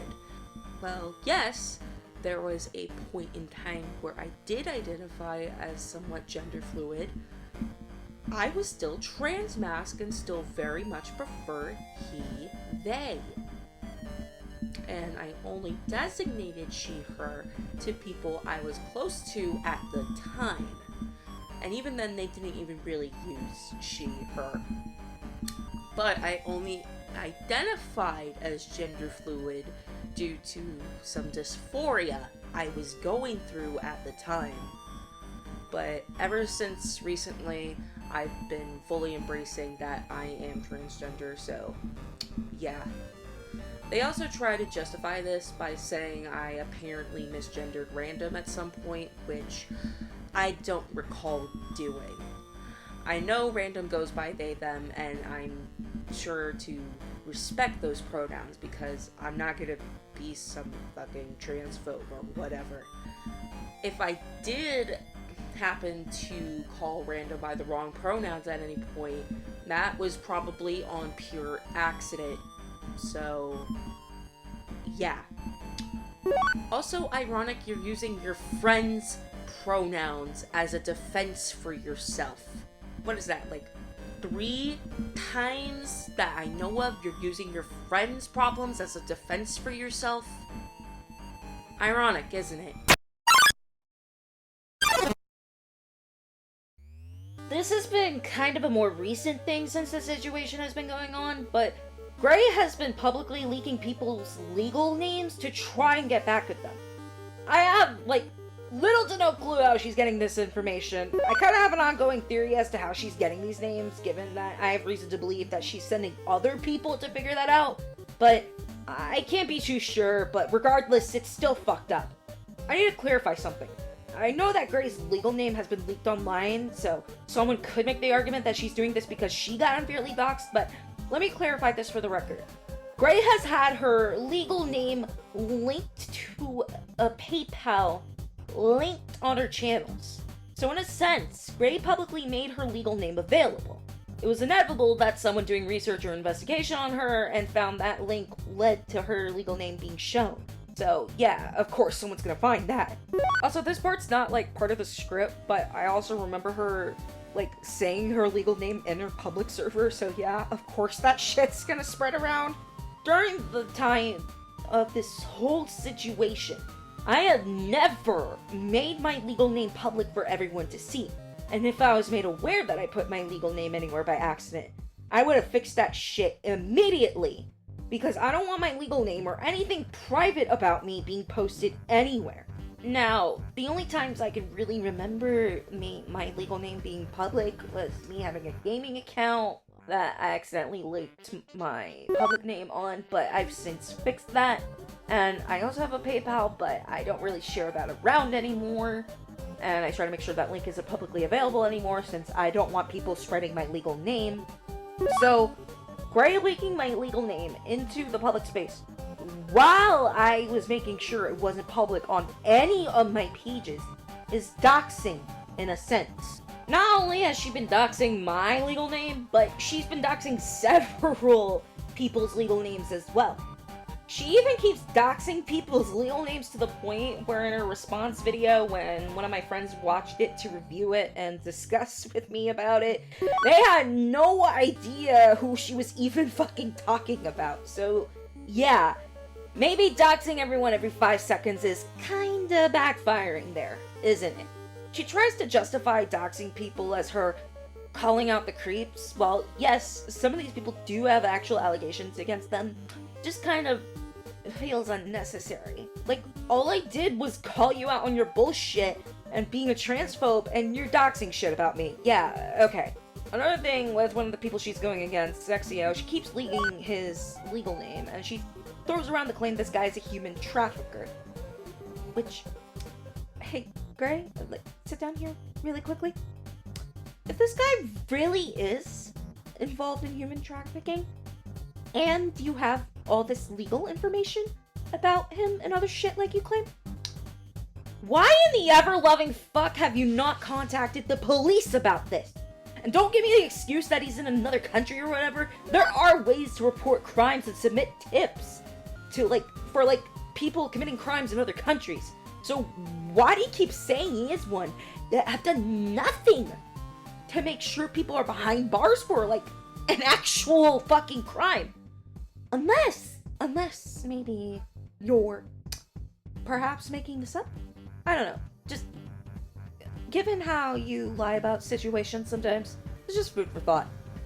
Also, for the record, I did look at the quote-unquote evidence Gray supposedly put out there of Zexio being a human trafficker, and I found, next to nothing. Yes, I skimmed through nearly 300 videos just to find whatever the fuck she was talking about. Well, yes, I found some stuff in there that was bad, including slurs and, sexual stuff, to put it.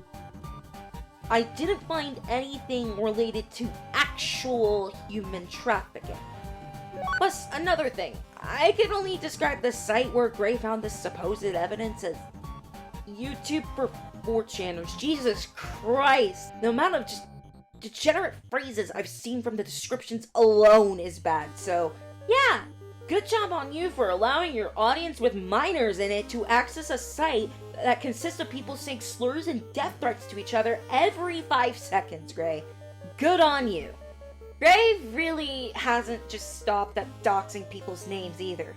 Whenever Gray brings me up in conversation, she has been proven to leak the state where I live and the specific city where I live. Was so she could get the fuck out of that awful situation. And she was 18.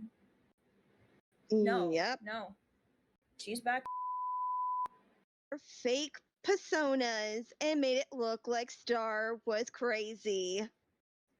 And they didn't do anything to help her. And police is it's not just that situation that. And I live in a fairly small city, so this sort of thing fucking terrifies me. She even knows exactly where I live, so who knows? She could have just leaked not just my address, but my parents' address at this point. The idea of this ever occurring terrifies me. Doxing someone's location out of spite can put people in very real danger. She hasn't just stopped at me though. She has tried to get her hands on other people's personal information. Back in 2024, when Mansion Master was calling her out, information leaked that Gray was trying to get someone to dox everything about him. I have the clip of her asking to dox Mansion on me. Here it is.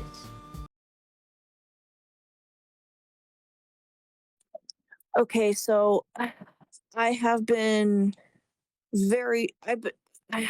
it's just been hell, Maya, that there's this guy named Mansion Master. I'm not sure, you may or may not have heard of him, but he has escalated things for the past month ever since he left my server. Found out that he's a terrible person. He has made nothing but slandering videos, and we've done our best to try and ignore him. But this morning I got a message saying that he's possibly going to get my IP to possibly dox me, and I have my Wi-Fi off. And he's not a pedophile, but he's even recruited my ex to get involved in this mess. And I'm really fearing for my safety right now. I've tried, and I've been doing my best to keep it positive, but this is serious stuff. And I want to see if there's a way you can find where he lives, because this has gone so far. He's made me break down so fucking much, and to where they all think it's funny. And I'm really fearing for my safety. Is there any way you can help?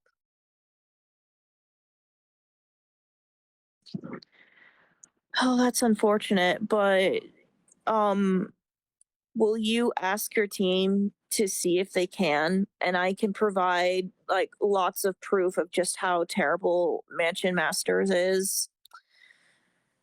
And they're still calling me a pedophile, and I've been doing my best to ignore what they've said, but I should not have done what I did this morning, responding to things. But anyway, I know you're swamped. Take your time, but I can still look for I'll still look for someone else to see if I can find someone, because they're doing this out of complete revenge, and it's pathetic. So yeah, just ask them if it's okay, and I can provide the proof, because I really am fearing for my safety.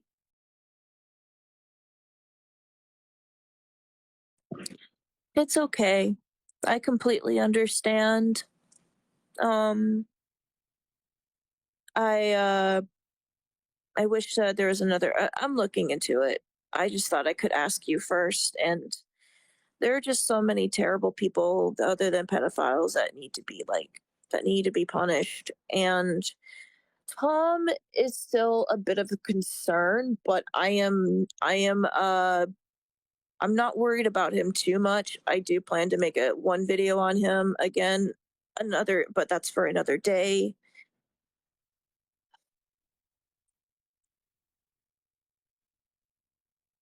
I don't know what to do. So, but I just want to say thank you for hearing me out. You did. You did take advantage of her and her anger and her mental health. Motherfucker. Well, I wish this guy would just be fucking found already and beat the shit out of.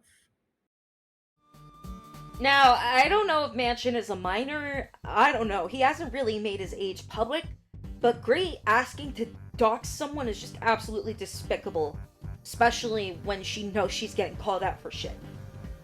Gray publicly doxing people is just one of the many techniques she uses to harass and cyberbully people.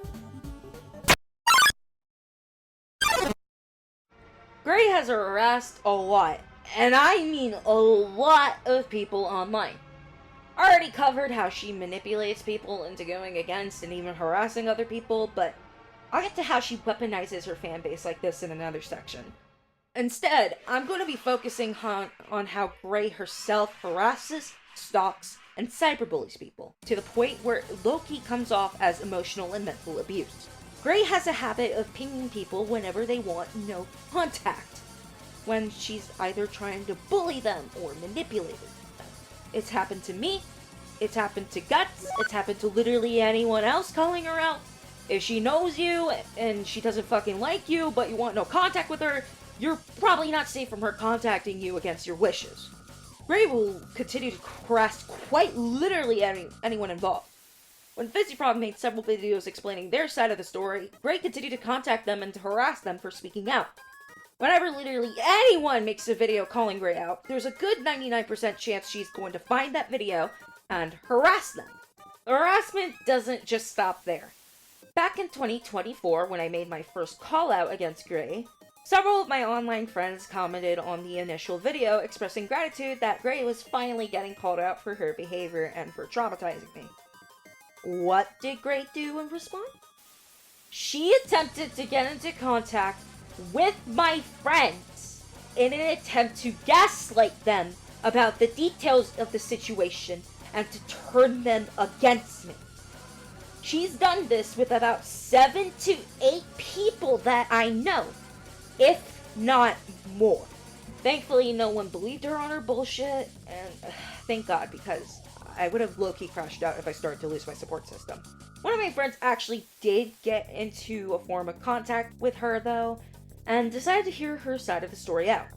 We'll call them Orange since I would like to keep them anonymous as well. Gray attempted to twist the story in her favor again, saying that I was never told her that I was trans when I did, and lying about several other factors about me. She even tried to use the fact that she is autistic as an excuse for her action. Okay, I'm autistic myself. Been diagnosed since I was 2 to 3 years old, and I'm gonna fucking say it now. Autism is not an excuse for your action. I was told this God knows how many times while growing up by my parents, and they're right. You can't just do something heinous like groom kids or harass people to the point of severe depression, then try to excuse your actions by going, "Oh, I'm autistic, so I don't really understand what I was doing." Well, yes, there are circumstances where an autistic person may not know what they're doing is wrong. 1, they still need to be held accountable for their actions, and 2, Gray literally admitted on camera she's aware of what she's doing towards kids specifically was wrong. Orange pointed this out and said that Gray's behavior towards me, especially during 2024, was abusive. And yes, in a way, I agree. What she did back then and what she's doing now is abusive. Instead of maybe reflecting on her actions, what did Gray do? I'm gonna give you a few seconds to decide and figure out what she did. If you've been keeping up and said that she put Orange publicly on blast and harassed them, you're correct. This is why I had to put most, if not all, of my content and project on hiatus. Because Gray proves she's willing to harass my friends to try and get a one-up on me. Everything has been paused for their safety because I do not want my friends to be harassed by Gray and her rabid-ass fan base. She also tends to harass her victims online as well by either changing the narrative of her relationship to them, which I've specified earlier is gaslighting, and by blaming them for her own actions. Ever since my video this year, Gray has been harassing me non-stop on YouTube. She's also made significant threats towards me, such as me not surviving the next 10 years, me having a downfall for being a supposed pedophile supporter, which I'm not. Get the fuck away from me if you like kids, I hate you. Calling me things that would make me seem like an idiot, such as a moron or having a pea brain. Threatened that I owed people money after they helped me to escape my quote-unquote abusive situation, which that was never discussed, ever. And in the long message that I mentioned earlier, she outright said to me that I do not deserve human validation or happiness. She's saying this to someone who has diagnosed depression, by the way, just to put that out there. Even when I thought I could finally move on with my life, Gray continues to find ways to harass me. And every time she did harass me, it would cause me to go into worse and worse mental breakdowns. That long message she wrote, where she invalidated my gender and my rights as a human being, that message made me nearly commit suicide. That message caused me to and nearly commit that night. It caused me to almost do that because I felt like I could never escape her. I know I just kinda dumped that out there, but I'll save how much Gray has actually genuinely mentally affected me for a section near the end of the video. Instead, now I'd like to focus on the harassment side of things in an issue with Gray that occurred back in 2022. I had mentioned before when I talked about my experiences being groomed by Gray that in the spring of 2022, Multiverse Sonic and SSJ Blake issued copyright strikes against Gray's channel for use of their content without permission. Well, that's not the only thing that happened during that situation. In reality, it also occurred because Gray had been talking shit about both of them behind the scenes, and even went as far as to steal Multiverse Sonic's story entirely to try and rewrite it out of complete spite. Guys, I'm making my own rehash of Sonic Multiverse, and the reason why is because it is so riddled with plot holes, such bad writing, and where it had potential to be a really good story, but I'm also doing it a little bit out of spite because of how badly they treated me. Like, You're so prideful about your work, but when I look at it, how can anyone be proud of like something that is so badly done when you really look at it? So I'm taking this. So I'm Sounds like taking this. something I'm from taking like the this original poor Sonic riddled EXE story. plot hole blanket, and I'm gonna fix it up, and I'm gonna give it the proper telling that it deserves. Because the one thing that I do not like in the DBZ, and this is just my opinion, and I know he likes it, but it's also what it just took up so much of the plot and the theme of Sonic Multiverse was so much DBZ shit in it. Everything comes into play. It's all the what you see in the beginning of the series. And that's not all. Like there's much more hidden. There's much more hidden meanings behind the characters and the plot line than what's being led on in the beginning. And then as you go on, you're like, holy shit, that actually happened. And then you get and then the more you read up to the climax and the ending, you're like, holy shit, that happened. Because here's another thing that I know is his personal choice, and it's fine.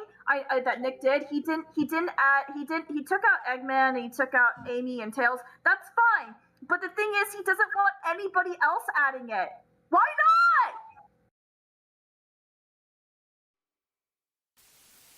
Multi is, for the record, uncomfortable with people using or rewriting his characters without express permission. They became aware of this because Gray thought it'd be a good idea to promote the whole thing in her public server. So of course someone would have found out and told Multi about this eventually, just to goes to show how far Gray is willing to go to harass people out of spite. Now, the person who actually got all this information is one of my friends, Maito, and Maito actually has an archive of all of this evidence. But since this video is already going on for pretty long, I'm actually going to leave a link to Maito's evidence against Gray in the description down below if that's something you'd like to check out. Gray's harassment behavior also just counts as cyberbullying in general. She's made rather immature posts towards me and treated me like I'm a dumb little child when, bro, I'm calling you out for fucking grooming me and being a predator. And like, I'm younger than you and I've been slightly more mature. I'm not going to give myself too credit and say I've been 100% mature during the whole situation, but I think I've been at least a bit more mature than you during this whole fucking thing. She also just has a tendency to make fun of people she doesn't like. She did this back in 2022 when she streamed Multiverse Sonic's series in her server just to laugh at it. She did this by mocking me in a sense back in 2024 when Rockstar had his own pedophile allegations against him and said I was a hypocrite and that everything I said was untrue. Even though like 90% of what I said wasn't even fucking related to Rockstar. Which pushed me to the point of a mental breakdown if you've been keeping up just how much Gray's been affecting me. Hi-ho, Editing Aster here. I actually, on the Silasco's video that I just brought up, this doesn't really have its own section, but I actually have very good fucking reason to believe that video was planned in one way or another at this point. Let me explain why. Okay, I'm only gonna really make this point because Silasco's is actually off the internet right now, and he's actually been called out for being a predator himself. Now, does this discredit any videos he made or any allegations he's made towards anyone? No! I'm just gonna say that now. I'm not a fucking predator supporter like Gray and literally everyone else is trying to paint me as. I fucking hate pedophiles! But my point being, I believe the Silasco's video against Rockstar was planned to silence me in specific about the allegations against Gray. Number one, this is the kicker. Literally through comments by Gray herself, and another friend of hers who actually knew Rockstar and is defending Gray being a literal fucking pedophile and even gave Gray a platform to talk shit about me, Yoromi Saga, they were in contact with Silasco's as far as I'm reading when it comes to YouTube comments they had made. So, it's very much possible they could have contacted Silasco's to make the video. 2. I looked at the Silasco's video on Rockstar myself. There's barely fucking anything. Like, yes, I have discussed the allegations with Rockstar, and yes, there are some things he has literally admitted to and has taken accountability. And I'm just gonna say now, I'm not in contact with Rockstar right now, or do I really want contact at this point, but I looked at the video myself. Barely fucking anything, except for, like, maybe faking DID, but whatever. Literally, there's barely fucking any evidence of Rockstar actively grooming someone other than word of mouth, which isn't really substantial evidence to prove that someone groomed kids. But, whatever. 3. I should mention this. That video came out literally in 2024 while I was calling out Gray and while I was working with Rockstar and Mansion to call out Gray. And, yeah, for the longest time I just wanted to say, hey, maybe that timing's a coincidence, but no, with all the recent shit, no, I don't think it's a coincidence anymore at this point. And 4, I literally just stated, Gray decided to blame me of all fucking people because of Rockstar's fucking actions. If that's not victim blaming and, like, deflecting shit onto your victim, I don't fucking know what is. But, yeah, TLDR, I have reason to believe the Silas Goes video was planned. Again, this is just speculation, but with the points I made, I think there is some ground that, like, states that that video was possibly planned. But, yeah, I just wanted to put that in there. Let me get back into the video. She's doing this a lot currently by calling me a moron, mocking how I post sometimes, and even taking one of my posts / replies and throwing it at her cat.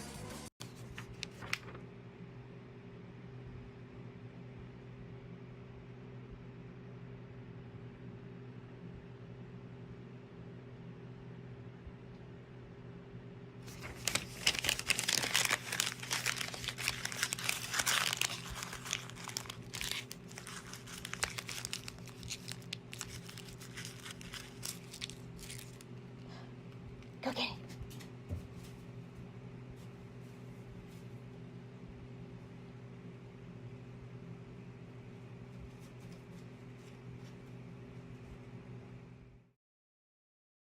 Oh my god, bro.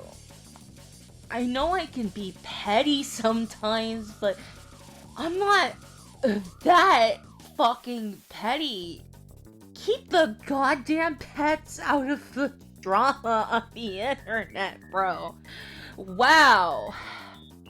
Wait. How does she get a hand on one of my posts? Oh yeah, let's talk about the stalking allegations now. In the most recent harassment message sent to me by Gray as I'm making this video, given she doesn't try anything else by the time I'm trying to put this together, Gray tried to twist the words of what I said. She tried to paint me as a pedophile supporter for literally saying that pedophilic actions are not okay and that those people should not be around kids. Said that I don't have the money or a job or a lawyer. Trust me, I've been trying to look for a job in this economy. It's not been fucking easy.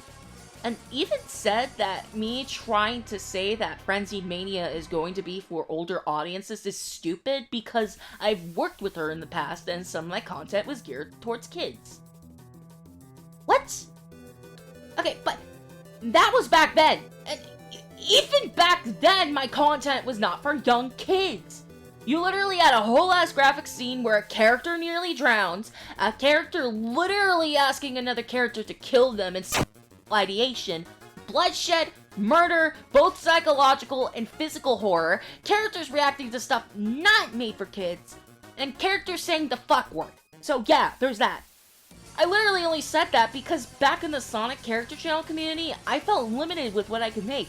I don't want to set those limits onto myself with Frenzied Mania too much, so yeah, it's gonna feature heavy topics and a lot more cartoon violence. This was literally just me giving a warning, just because I noticed there were some minors in my audience, and I didn't want to expose them to this kind of shit. Not some dumb fucking excuse for you to dog on me. But her saying that kind of stuff that relates to my post proves that she's been cyber stalking me in one way or another. And no, it hasn't just been recent things either. I have good reason to believe that Gray has been cyberstalking me for at least a year or more. Despite me having Gray blocked nearly everywhere, she has still described things I have said on social media to try and twist my words in an attempt to villainize me. It even got to a point where she saw a specific post about one of my family members. In October of 2024, my mom had been diagnosed with stage 3 colon cancer.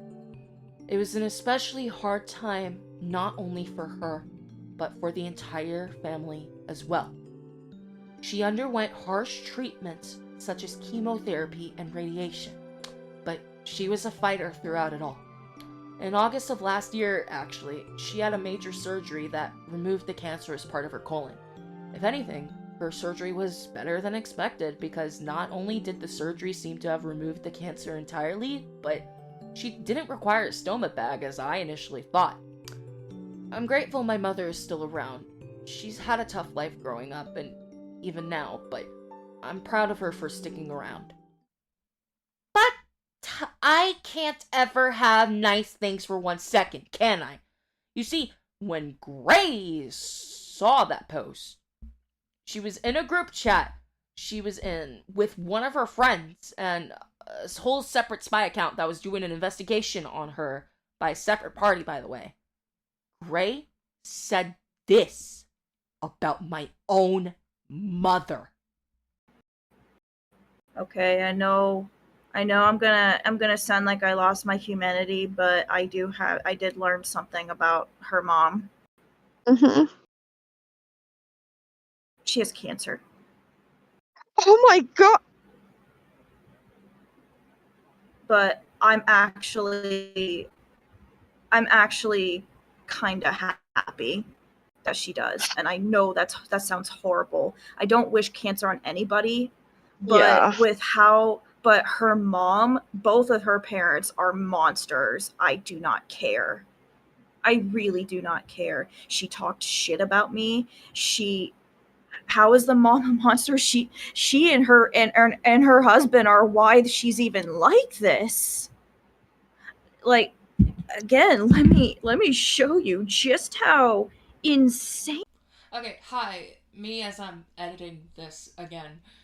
Originally in the audio recording, I got really, really angry because words actually cannot describe how angry I got when I saw and heard this information, but I'm gonna crop that out because I do not want myself to be too emotionally vulnerable within this video because that was a mistake I made in the doc. But just so you know, I'm fucking furious about this whole thing. I'm fucking furious she made fun of my own mother.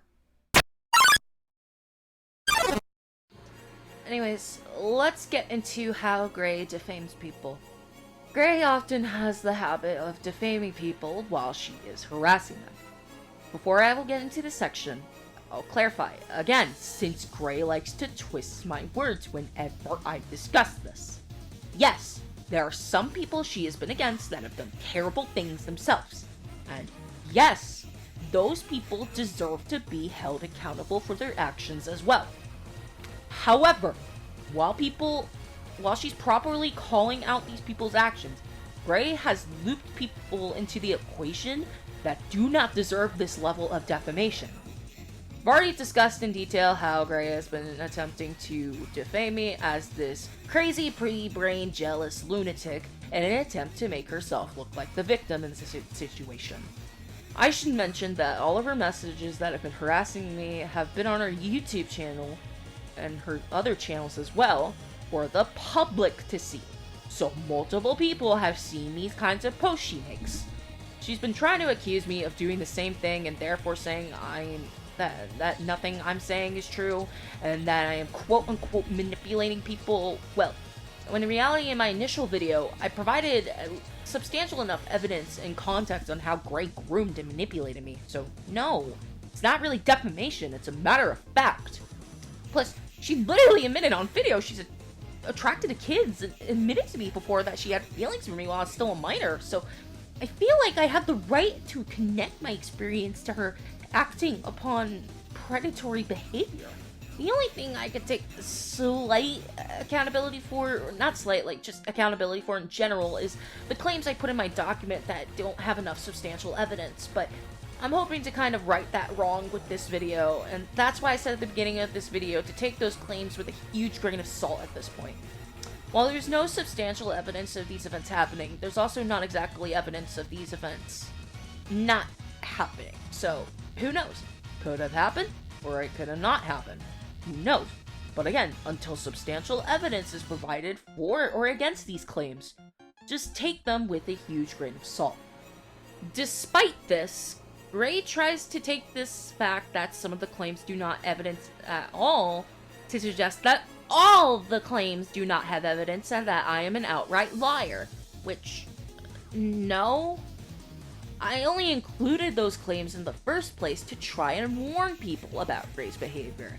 And because those claims somewhat line up with the allegations of Gray's behavior, that does have substantial evidence. Gray has also tried to paint me as a harasser and a stalker. Harassment? No, not really. I'm simply pointing out the fact that Gray is refusing to take accountability for literally liking kids. While I do joke sometimes about the situations I have to face in life, like this one, I don't actually harass people for no good reason.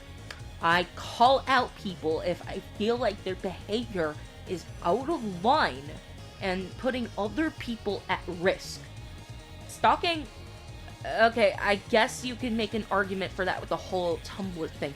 That I will take some accountability for because I didn't properly plan my call out on Tumblr and it kind of just came off as me being an asshole. So yeah, I'll take accountability for that.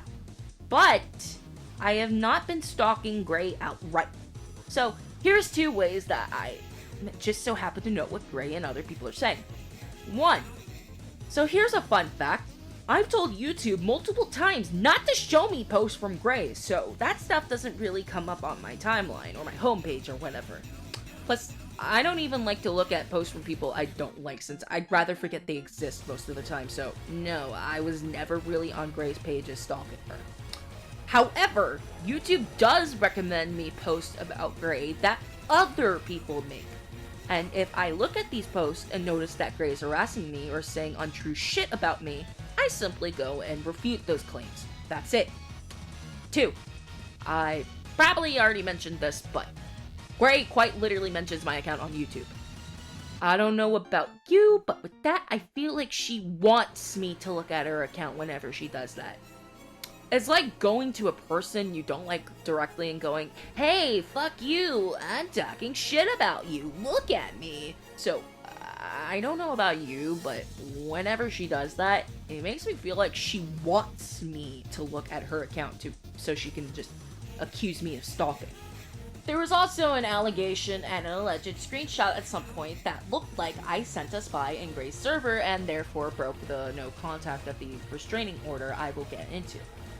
Okay, so I know that looks bad, and it kind of is, but let me explain the context of that. To start, no, that was not my spy account at all. That was Azriel's spy within the server, which was the same spy account that helped me to realize I was being defamed, doxxed, and had a restraining order put on me behind my back within Gray's server. However, I'd shared this info with a few people at the time that there was a spy account in the server, but I told them not to say anything.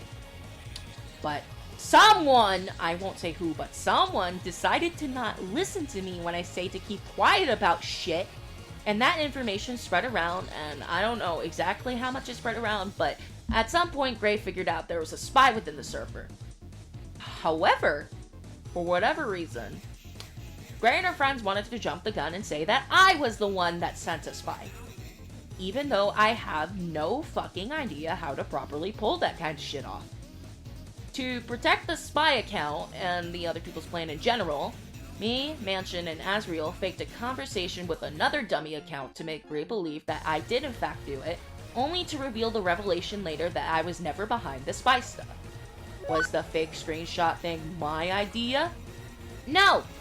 Will I ever pull something like that off again? Probably not. Personally, myself, I really did not like pulling that shit off. But it was necessary to keep the spy account within the server at the time to gather enough evidence on Gray's behavior so that other people can help hold her accountable for her actions as well. I'll get into more specific stuffs of the legal stuff later, but Gray actually tried to get me in trouble for apparent stalking and harassing, and even said I broke the no contact in the court. But when the court date came and the judge looked over everything, he found no substantial evidence of me breaking the law via stalking or harassing. If there was substantial evidence, I would be behind bars right now. Despite this, Gray's been twisting the story of what exactly happened in the courtroom that day.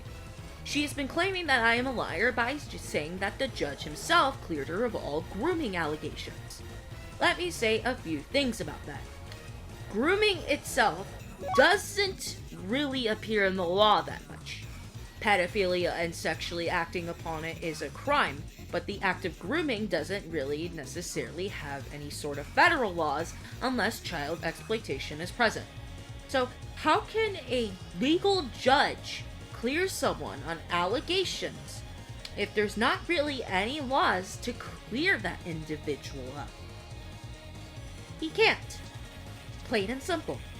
While I wish there were more laws regarding not just sexual grooming but emotional and other forms of grooming, unfortunately there's just aren't that many laws against it. So while the sad truth is that there were no laws against grooming and traumatizing people in this way, the fact of the matter is that Gray was not cleared on anything since there are no clear laws on grooming of this nature in the first place. Plus, I've said it before and I'll say it again. Not everything was shown in the courtroom that day. My side of things was not presented because the judge dropped the whole thing on account of the reason Gray wanting a restraining order being stupid. Because that's what it is. Stupid. I literally had to go to court over stupid internet drama all because someone doesn't like the consequences of their actions catching up with them. It's stupid! But anyways, Gray has also been getting other people to defend her by allowing people in her inner circles to defame others. I know I said I wouldn't mention them much, but I need to for context in this situation. During the situation, Brandon the Bat had written a whole document against me and defended Gray for her action. I'll be going over some of the defamatory comments here since Gray also somewhat spreads these allegations around. Let's start with the thing Gray tried to convict me of an actual crime for. Back during the situation, I was liking comments and hurting them because of the support I was getting. However, sometimes I don't read things 100% because I'm stupid, and sometimes don't know exactly who is who.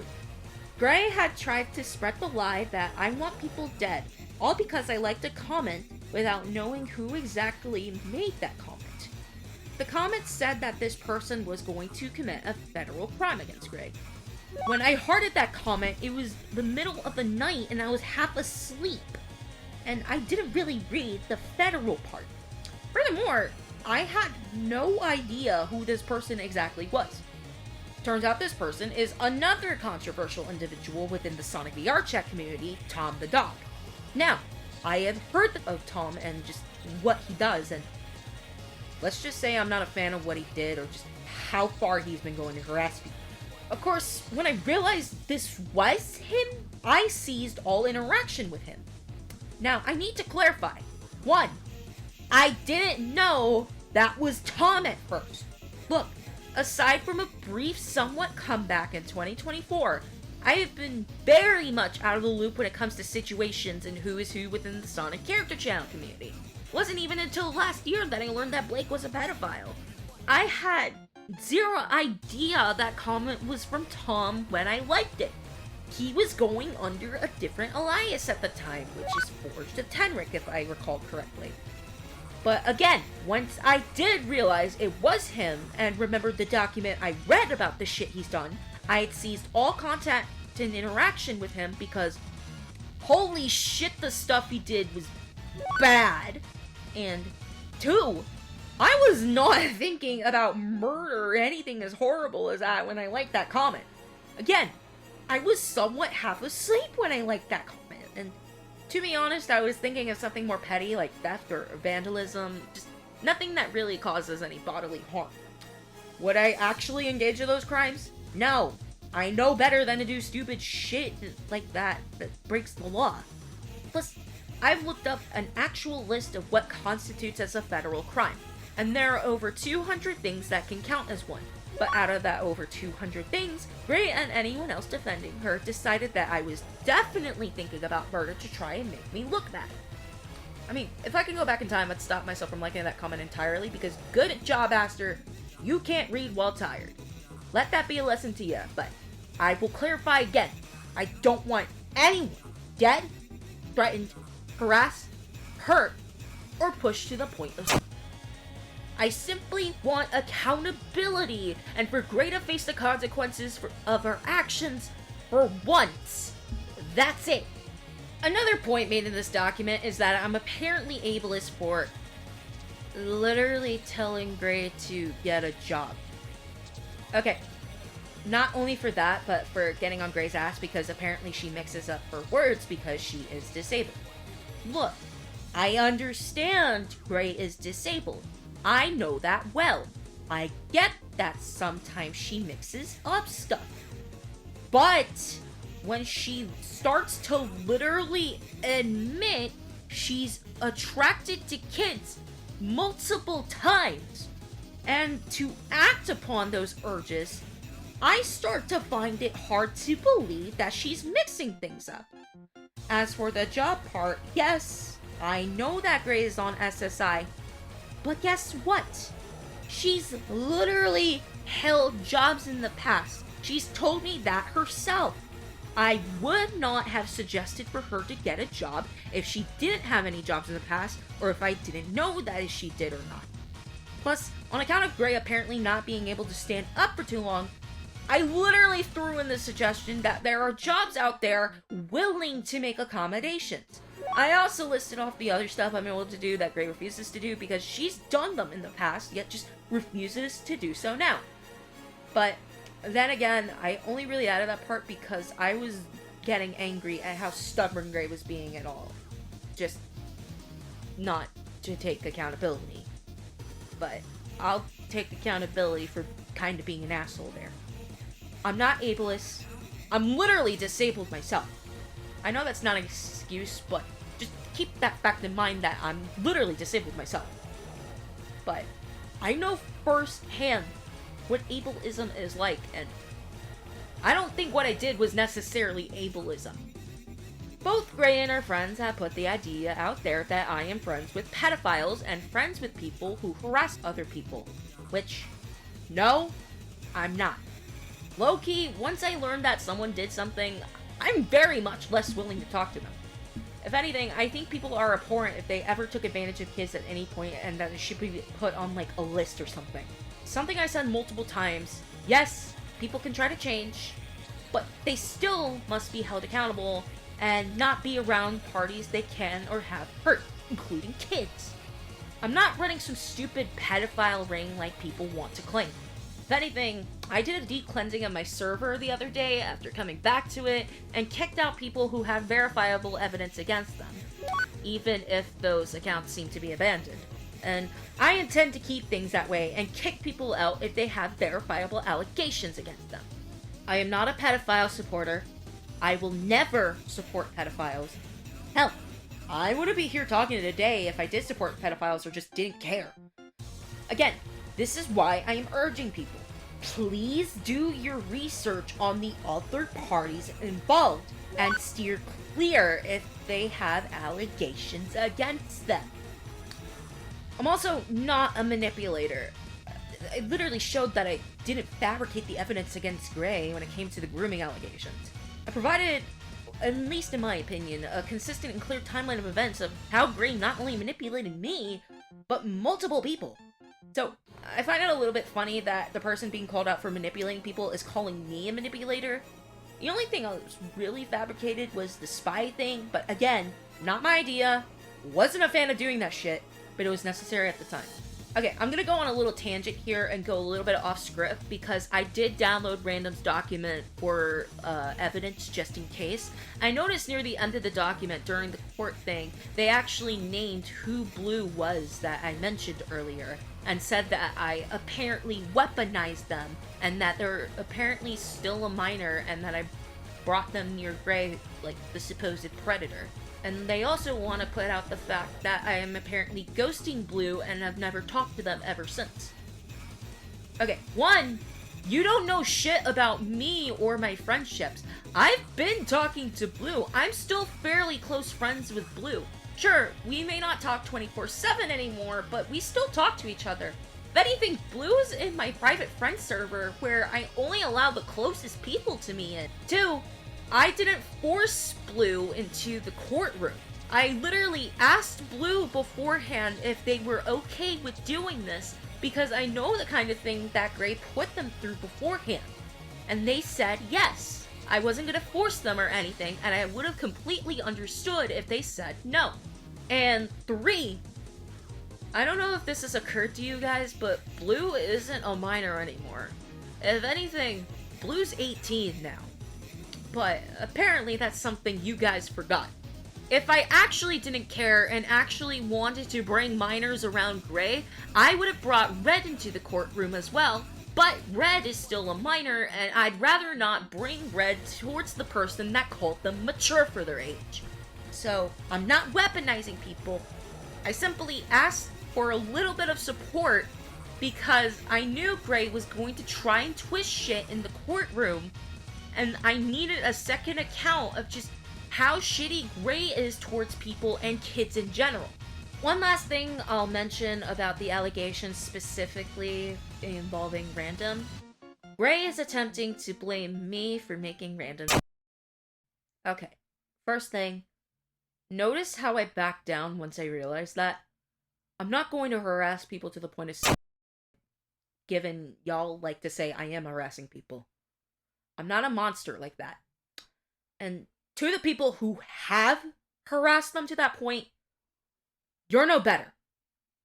Also, I should mention, legally, I can't really get in trouble for that because never during the whole ordeal did I outright threaten Random at any point. All I did was call out when they said things about me that weren't true and warn them that they're not going to be perceived too well if they continue to support and defend someone who has bullied people in the past and have also admitted they like kids. Also, if you're gonna use someone else's ideation as a shield for yourself, Gray, I could bring up the multiple times you caused me to nearly kill, but I'll save that later. Not as a shield or excuse, but just to show people just how much trauma you inflict onto people. Overall, Gray has and will threaten and attempt to defame people who don't really warrant it. I already discussed how she spread false allegations against me, but let me share a few fun facts on how she tried to defame other creators and even my own fans as well. Gret has spread God knows how many lies about Multiverse Sonic, calling him a narcissist and an abuser of the copyright system when Gray wasn't supposed to have Multi's videos up on her channel in the first place. She's tried to rope in Speedy Blue with the whole situation of like being a narcissist, explaining that he's apathetic, with little to no proof of that. Gray tried to paint multiple people calling her out as doxers when she's the one that made her legal name public and easily accessible in the first place. She has said to one of my fans, Nerdy Sonic, once during the allegations back in 2024, that she would not care if he died and put him on public blast on her channel. I already mentioned this, but Orange from my document told Gray what she did was wrong, and she publicly blasted them on her Abcity channel at the time. She tries to paint Xio as a human trafficker, which, again, yes, there are other allegations against Xio, but if you have the supposed proof and legal information about him, contact the fucking police, for fuck's sake! If you start to say all this shit yet do nothing to solve the problem, to get, like, a supposed criminal behind bars, I'm gonna start to doubt you on that claim. When Fizzy Frog spoke about their experiences with Gray, she also put them on blast and threatened they would have a downfall along with the rest of the people calling her out. This is what Gray does. She gaslights her fanbase by sprinkling in actual verifiable evidence with her claims to rope innocent people into her defamatory statements. and the level she has gone to try and paint her own victims as something as bad as pedophile supporters is absolutely disgusting, and is just another attempt on her part to silence her victims. As discussed throughout the video, Gray has used gaslighting and manipulation tactics to avoid facing the consequences of her actions and to downplay the severity of just how much she's hurt people. She's tried to silence her victims by saying how she groomed them into thinking certain pedophilic thoughts were okay by chalking it up as miscommunication. Despite literally admitting she has attractions towards kids, by the way. She's continued to harass, stalk, and cyberbully people in an attempt to silence them for calling out her actions.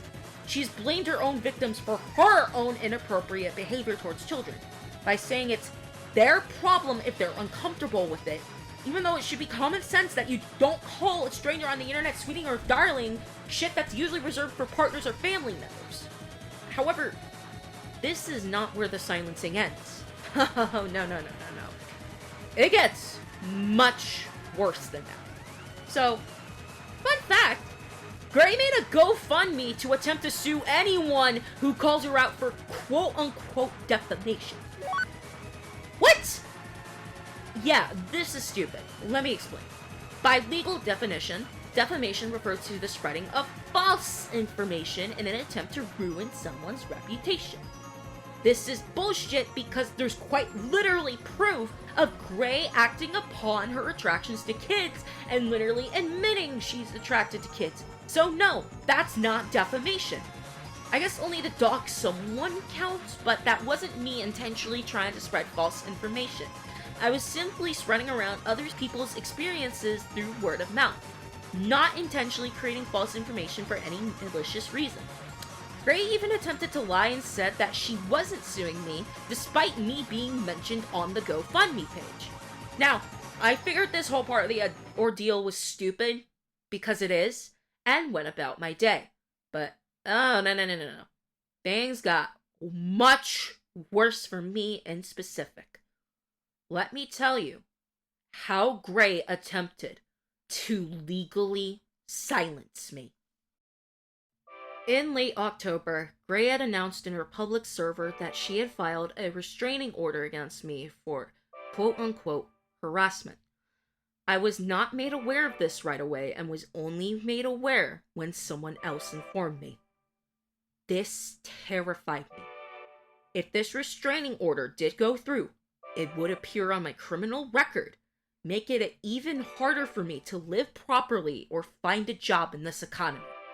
This order against me could also mean I could not speak out against Gray, so if it was in effect and I tried to call her out, she could constitute it as harassment and have me arrested simply for speaking out. I was not going to stand for this. I was not going to be silenced. I contacted the court and let them know I was going to be there. When the day of the court hearing arrived, I tried to make myself look as presentable as possible. I didn't have a desk that I could really put my laptop on, so I tried to find a good position on my bed to make myself look as presentable as possible. Even though, apparently, according to Gray, that wasn't good enough, but whatever. When I sat in the court meeting on a Google Meet, I watched actual cases that actually warranted restraining orders. This got me to think. This kind of thing is only reserved for actual real-life abuse or anything else illegal going on.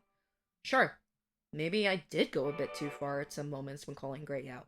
Mainly on Tumblr, where, I'm gonna be so for real, I didn't know what the fuck I was really doing, but I only really did what I did because I didn't want people to go through what I went through with Gray. I didn't want anyone else to endure the manipulation and the outright abuse I went through. And now, I was being punished for that. There was a very real chance that day that I could have been silenced, and I would not be here today speaking out once more.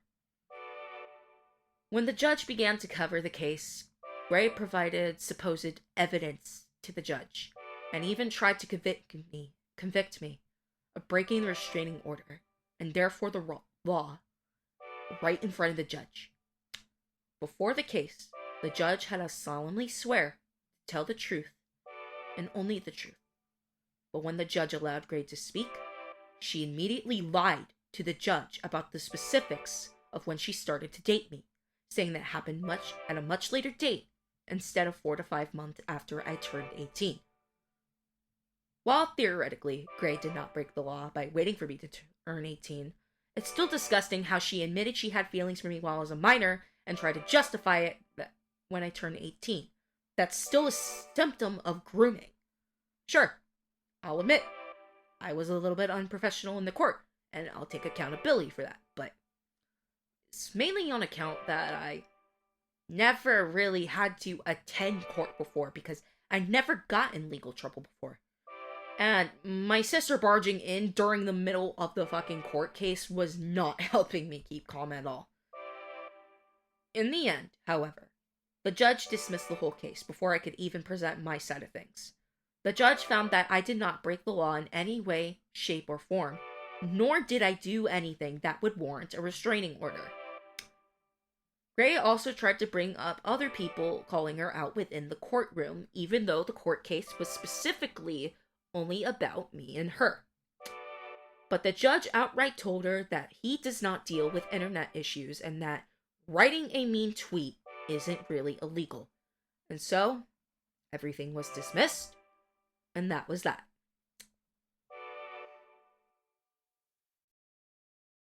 Needless to say, the court stuck with the biggest time waste of my fucking life. All of that legal trouble just for it to result in quite literally nothing. But the fact still stands. Gray was willing to try and legally silence me to get away with her actions. And for the record, before I end off this section, usually restraining orders and stuff only really go into effect if both parties live near each other. I'm gonna say, I live a bit over 1,000 miles away from Gray, so yeah. Pretty pointless to get a restraining order against someone who can't even come into your general vicinity without buying an expensive ass, plane ticket or bus ticket or whatever, if you ask me. Now, I made the statement at the beginning of the video that kids may sometimes believe that a Sonic character channel creator is the character that they portray. I mentioned that at the start because kids may think that they are the characters, and if the creator is a bad actor, they could easily manipulate kids. That being said, Gray often hides behind her fanbase and friends to avoid the consequences of her actions. I've already mentioned earlier how Gray tried to justify her grooming behaviors by making a poll, but not providing proper context. But it goes a bit deeper than that. Whenever Gray posts publicly to harass or defame people, it causes her fans to follow suit.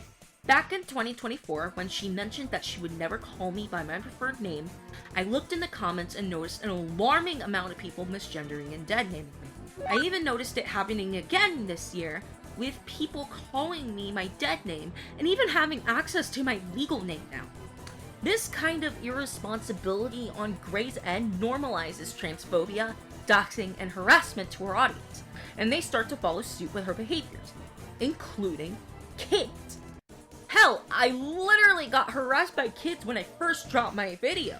I got harassed by, some skibbity toilet kids once my video came into people's view. I have had more of Gray's fanbase call me things that I'm not, and have called for my downfall, or for me to lose everything. I have even had her fans stalk my social media for her to try and notify her of literally anything I do.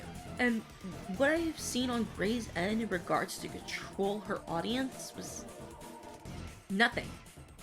If anything, she encourages that kind of stuff. Now, in one of her responses to the allegations, Gray tries to use the fact that according to her channel statistics, most of her audience consists of adults. Hey, so, fun internet fact. Kids lie about their age when making accounts all the time. Hell, I did it a lot when I was a little kid, and there are definitely kids in that statistic that lie about their age. And there are still kids in her audience, and even recently, she's been interacting with individuals who are most likely kids under the age of 13. Gray has even tried to use her fanbase as a crutch and a weapon. She has used her fans for targeted harassment towards people, often pointing her fans in the direction of who she doesn't like and allowing them to harass individuals. She's using her fanbase to collect funds to misuse the justice system to silence people speaking out against her, including her own victims. This is not only something she did on YouTube, but on Tumblr as well, tagging known creators to spread this GoFundMe so she can silence people. This is completely irresponsible behavior on her end, and she has not said that harassing people she doesn't like isn't okay. She's actively allowing and even encouraging these actions. It's not just her fanbase she weaponizes either, but her friends as well.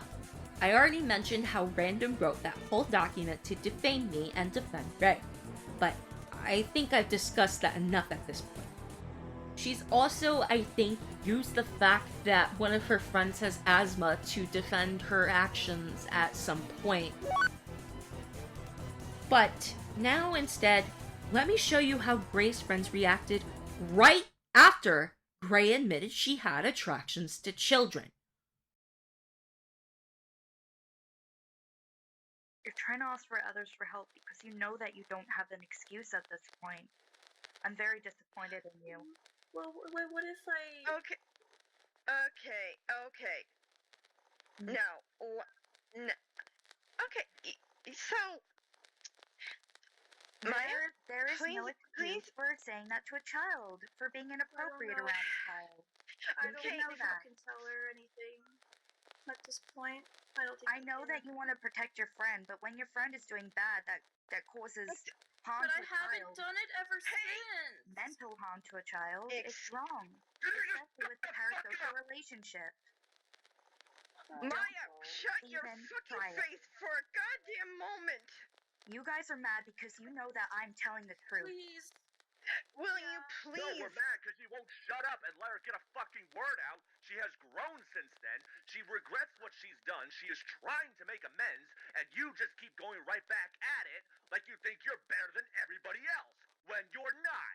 I am So better shut than up. any Yeah. pedophile Do it and for a anyone get who would the groom a fuck out of child. here. Stop. I am truly better than anyone who would groom a child.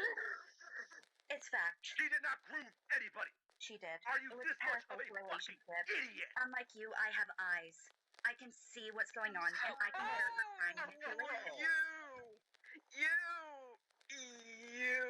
Oh, by the way, I'm pulling up all your profiles so people can see that you guys are all pedophile defenders. I am not defending a pedophile. I'm trying to help. I've been trying to help her. Hey! She's been crying, asking everyone for help instead of actually helping herself. Well, Maya, guys, you think about her, but how about the goddamn child? Well, you're not even the child victim. How about the child victim? No, you guys don't care about that, do you? No, you only care about your friend, the popular YouTuber. She needs to get off YouTube, delete her YouTube account, and leave Discord. No, you're not. Here are their Discord IDs. I pulled them up for you. Feel free to IP ban anyone from here that I just pulled out the user IDs. I showed you their accounts. So, yeah. Are you fucking recording this shit? Hard time. So, guys, I've recorded this whole thing. She admitted to what she did, but she's using cries and wails as manipulation. It's absolutely disgusting.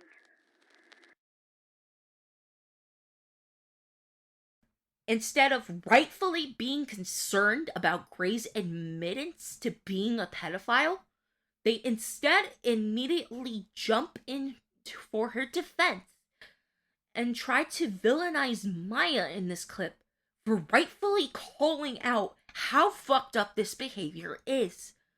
These are the kinds of people Gray surrounds herself with. She finds people she can easily manipulate so that when she gets in trouble for her actions, they immediately jump to her defense. This is the effect gaslighting and manipulation have on people who are close to manipulators like Gray. They start to believe every word they say, excuse genuinely problematic behavior, and hurt other people in the process. The way Gray handles her friends and her fan base is completely irresponsible, and it's just another tactic she uses to not take accountability for her actions. I have discussed a lot of behavior Gray has done online, from grooming to cyberbullying people, doxing people's personal information, just to name a few of the allegations. And during this whole situation, and during the past 5 years, Gray has not taken accountability for literally any of her actions. Instead of admitting to her actions and holding herself responsible, Gray's attempted multiple times to try and justify her actions. In a document that is gone since her channel has been deleted, but I have archived for evidence purposes, Gray included a whole section at the beginning of the document where, instead of addressing her own actions, she instead goes over the allegations against other people to try and deflect blame off of herself. And literally in the next section, despite admitting it before and acting upon it, Gray claims that she is not attracted to children. Again, admitting you are attracted to kids is not something you can backtrack on. Plus, the damage has already been done to multiple minors because you, Gray, cannot control yourself when it comes to this, and instead of seeking help, you would rather blame other people for your behavior. I will reiterate this point. Despite what Gray claims when it comes to being cleared of all allegations by a judge, the judge did not clear on everything. The judge only said he didn't see any pedophilic action when looking at Gray's evidence against me alone. My evidence, which included everything Gray had done up until this point, was not presented on account of the judge dismissing the whole case, since he just saw it as petty internet drama. Yet, even when reality hit her in the face that what she just did was incredibly stupid, she continued to double down and feed into her own delusion that she is the picture-perfect victim in this situation. This is how it all started. Every time Gray comes under criticism or allegations, instead of stopping and thinking about what she might be doing, she's continued to hurt others and silence them in order to not face the consequences of her actions. Every defamatory post she's made, every time she's gotten her friends or fan base to defend her, every time she has told people that they do not deserve basic human validation, every moment she continues to abuse her victims, and every moment she continues to gaslight everyone around her, all of this is her way of making sure she cannot be held accountable for her actions. I mentioned mask earlier as a method some of these bad actors in the community use to manipulate and take advantage of people, including kids. Gray not only uses the mask of the character Fleetway to lure people in, even though she thinks Fleetway is real, but that's beside the fucking point, but how she presents herself as the victim is a mask within itself. She lures people into her circles by presenting herself as this victim.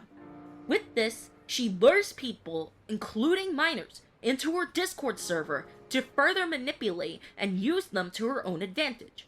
If someone hasn't known her for long and sees what she has done, they're able to break free from this cycle of manipulation. However, at the cost of Gray doing everything in her power to guilt trip, harass, and silence them.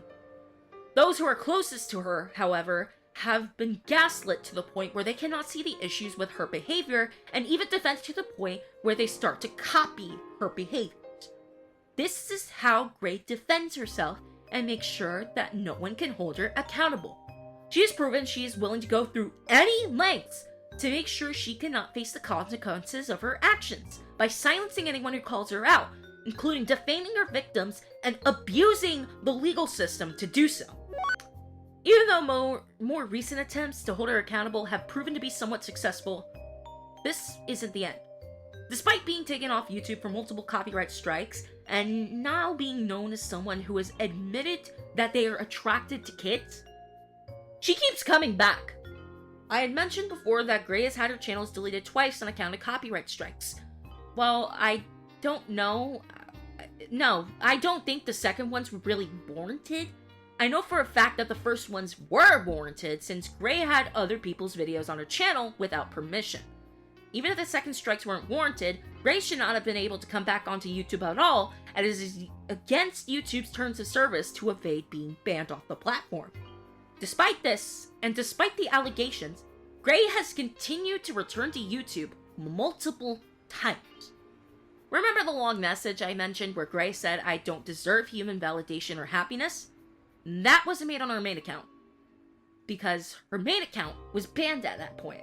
It was on an alt that evaded getting banned and is still up. Gray continued to cyberbully, harass, and straight up dox people on this account. And any comments that call her out, even if they ask her nicely to reevaluate herself, she deletes them so she can maintain a clean image to further manipulate people.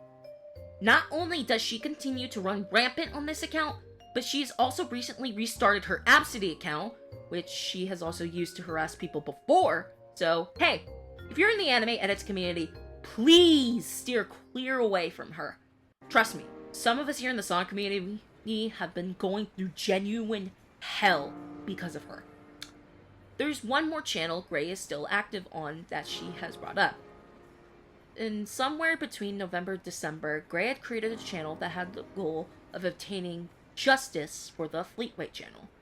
Not only has she continued to harass and dox people, but she has also made a video as a response to the allegations against her. Now, initially, I had not watched the video myself due to IRL factors and relapsing when I realized this came out literally a day before my birthday. But one of my friends took it upon themselves to watch the video, and we discussed what was in the video. Yes, we have discussed the things I had mentioned earlier, such as the claims in the doc that had no substantial proof and me being somewhat unprofessional in court. Yes, I am willing to take accountability for those, somewhat. But the things I did wrong are minuscule compared to Gray literally admitting she likes minors. I also explained the whole spy thing, but apparently Gray tried to say that was how I apparently broke their restraining order. Hey, so, if I broke no contact, I'm pretty sure I'd be arrested by now. Plus, third time, again, spy thing was not my idea. I wasn't a fan of it, but it was necessary. Gray was doing some stuff behind the scenes that warranted the spy account being there. Also by theory, by law, while I was aware of the restraining order, I did not contact Gray, nor did I send anyone to harass her. So yeah, I didn't really break the law at all. However, for the sake of the record, and for the sake of presenting both sides, I took the time to watch the response video myself to see if it actually held some good points, or if it was just another thing where Gray repeats the same points to try and deflect blame off of herself for her actions. Hey, so it's like nearly 5 a.m. as I'm recording this little tidbit. I know, I definitely have a healthy sleep schedule.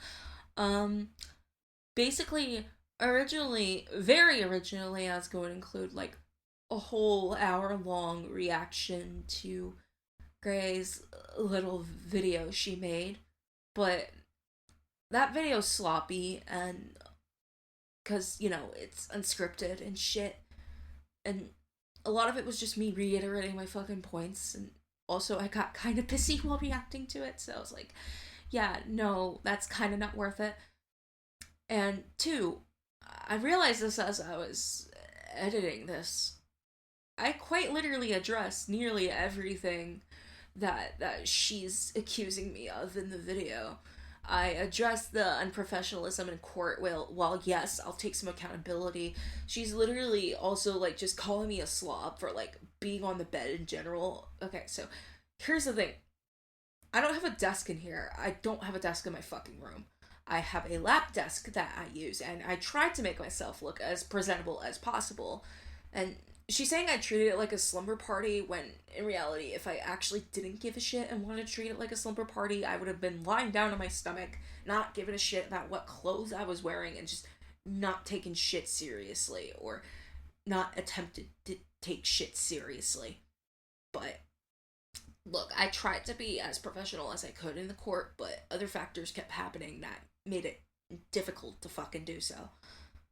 And I already addressed the claims without the substantial evidence, which, yes, again, I'll take accountability for, but there's also just not really anything that, like, disproves those either, so just take those with a huge fucking grain of salt.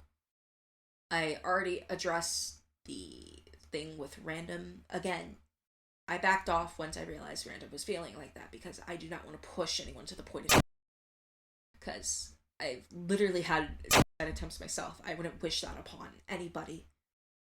as hard as it may be for some of you to fucking believe. But yeah, that, and I also addressed like Blue's involvement in the court situation, which again, I asked them beforehand and they said they were okay with it. I would have not forced them into the courtroom if they said no. I wouldn't have been like, you have to do this for me. No. I don't roll like that. If anything, I fucking hate asking people for anything, because I usually just try to support myself. But regardless, I was also going to segue into a section where I talk about how Gray had significantly ruined my mental health and brought me near the point of myself, to the point where I actually attempted a few times. But I don't want to make myself too emotionally vulnerable in the video, and I don't want the possibility of YouTube like restricting this video because of me talking about these kinds of topics. But I will be leaving that as an unlisted video at some point, in case you do want to hear how she mentally affected me. But again, that's going to be unlisted. If people are also curious, I still do have the recording of my reaction to the video that she made, and I might edit that at some point and put that as another unlisted video in the description. But considering I have addressed most, if not all, of the points that she's made in the video, I don't really find it necessary to like upload that. Like, you can go look at it for yourself. You can see the points she's making, and that I've literally addressed nearly all, if not all of them. But it's getting late. I'm low-key kind of getting tired of editing this, because I frankly have better things to do with my life than to just respond to this bullshit. But again, I'm just making this video to hopefully put an end to everything. But let's just get to the conclusion at this point.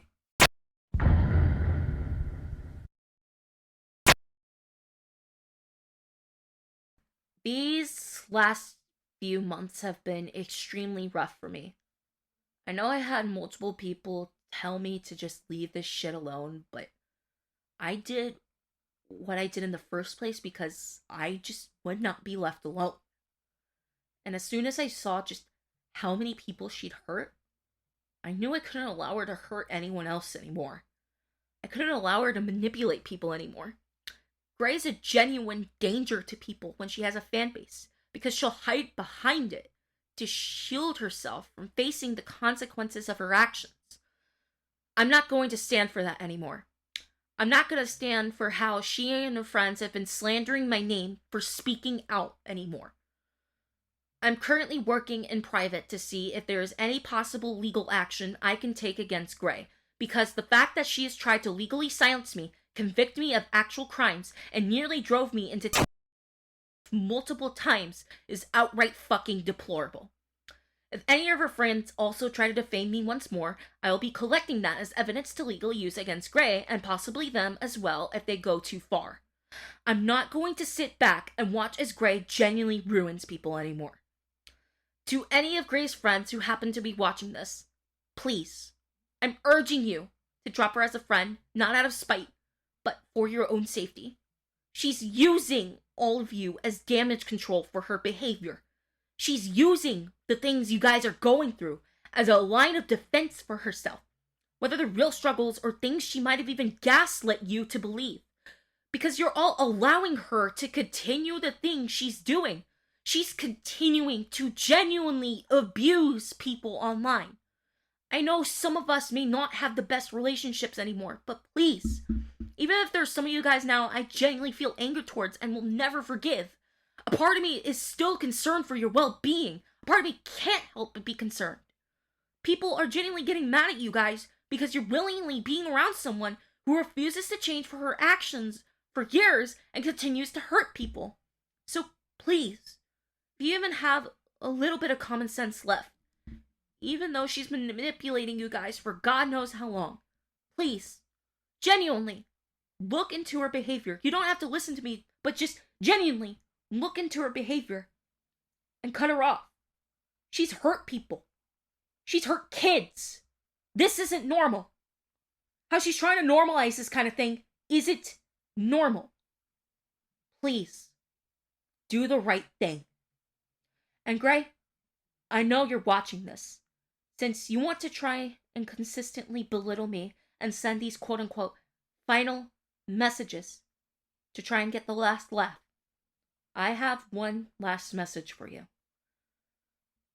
Words cannot describe the amount of anger and disappointment I feel towards you. I'm disappointed that during this whole thing, you have not proven that you have changed at all, even though you claimed you did. I still see you doing these same behaviors, same manipulation, same everything. If anything, I've even noticed you getting worse.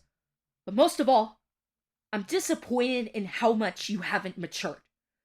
You treat me like I'm still a kid, yet you have not taken the time to stop and think like an actual fucking adult.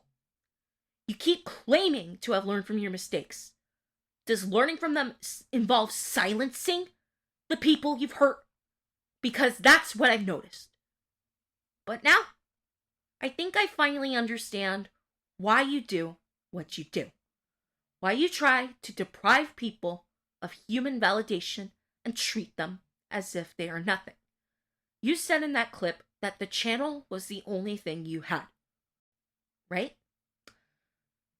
It's because you know without the channel, without your little fan base and goons to manipulate, you have nothing. You've already driven all of your family away from you.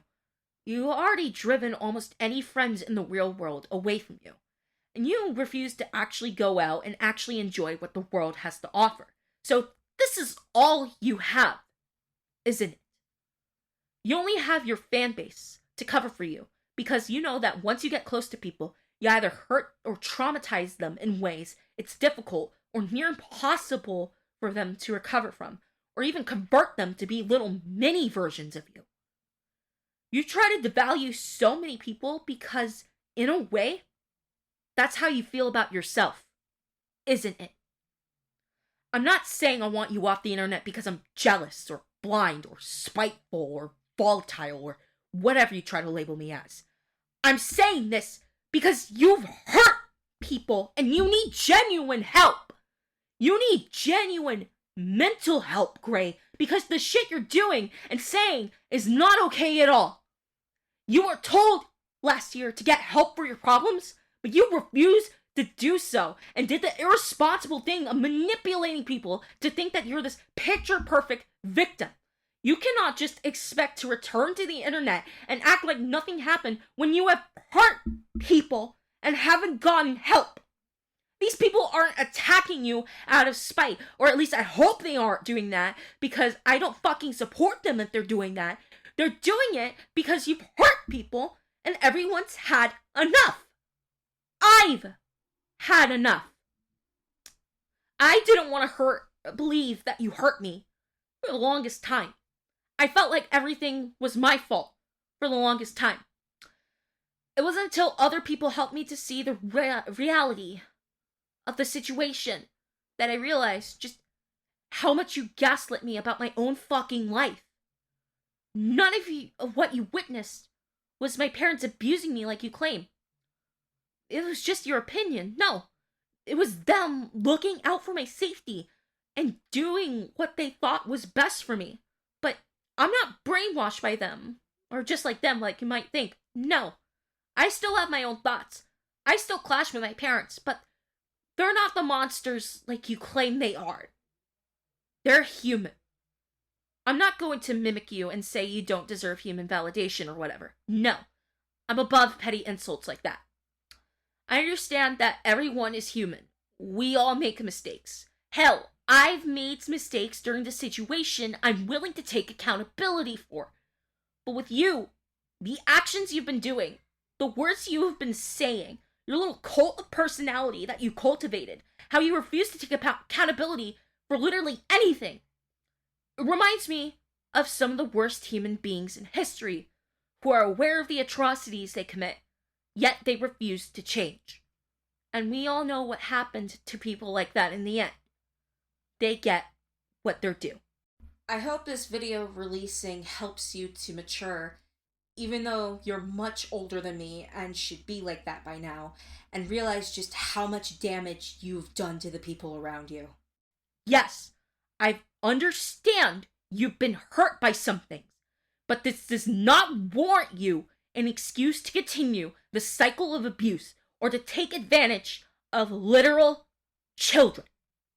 And like I said in that one interview with Mansion, if there ever comes an actual verifiable point, not just a claim, actual verifiable point, where you bring someone to with the way you are going now, whether it be mine or someone else's, I hope you rot behind prison bars for the rest of your life for that.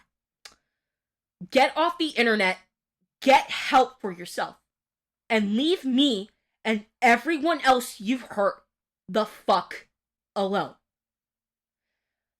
Sincerely, one of the various human beings you refuse to treat as such.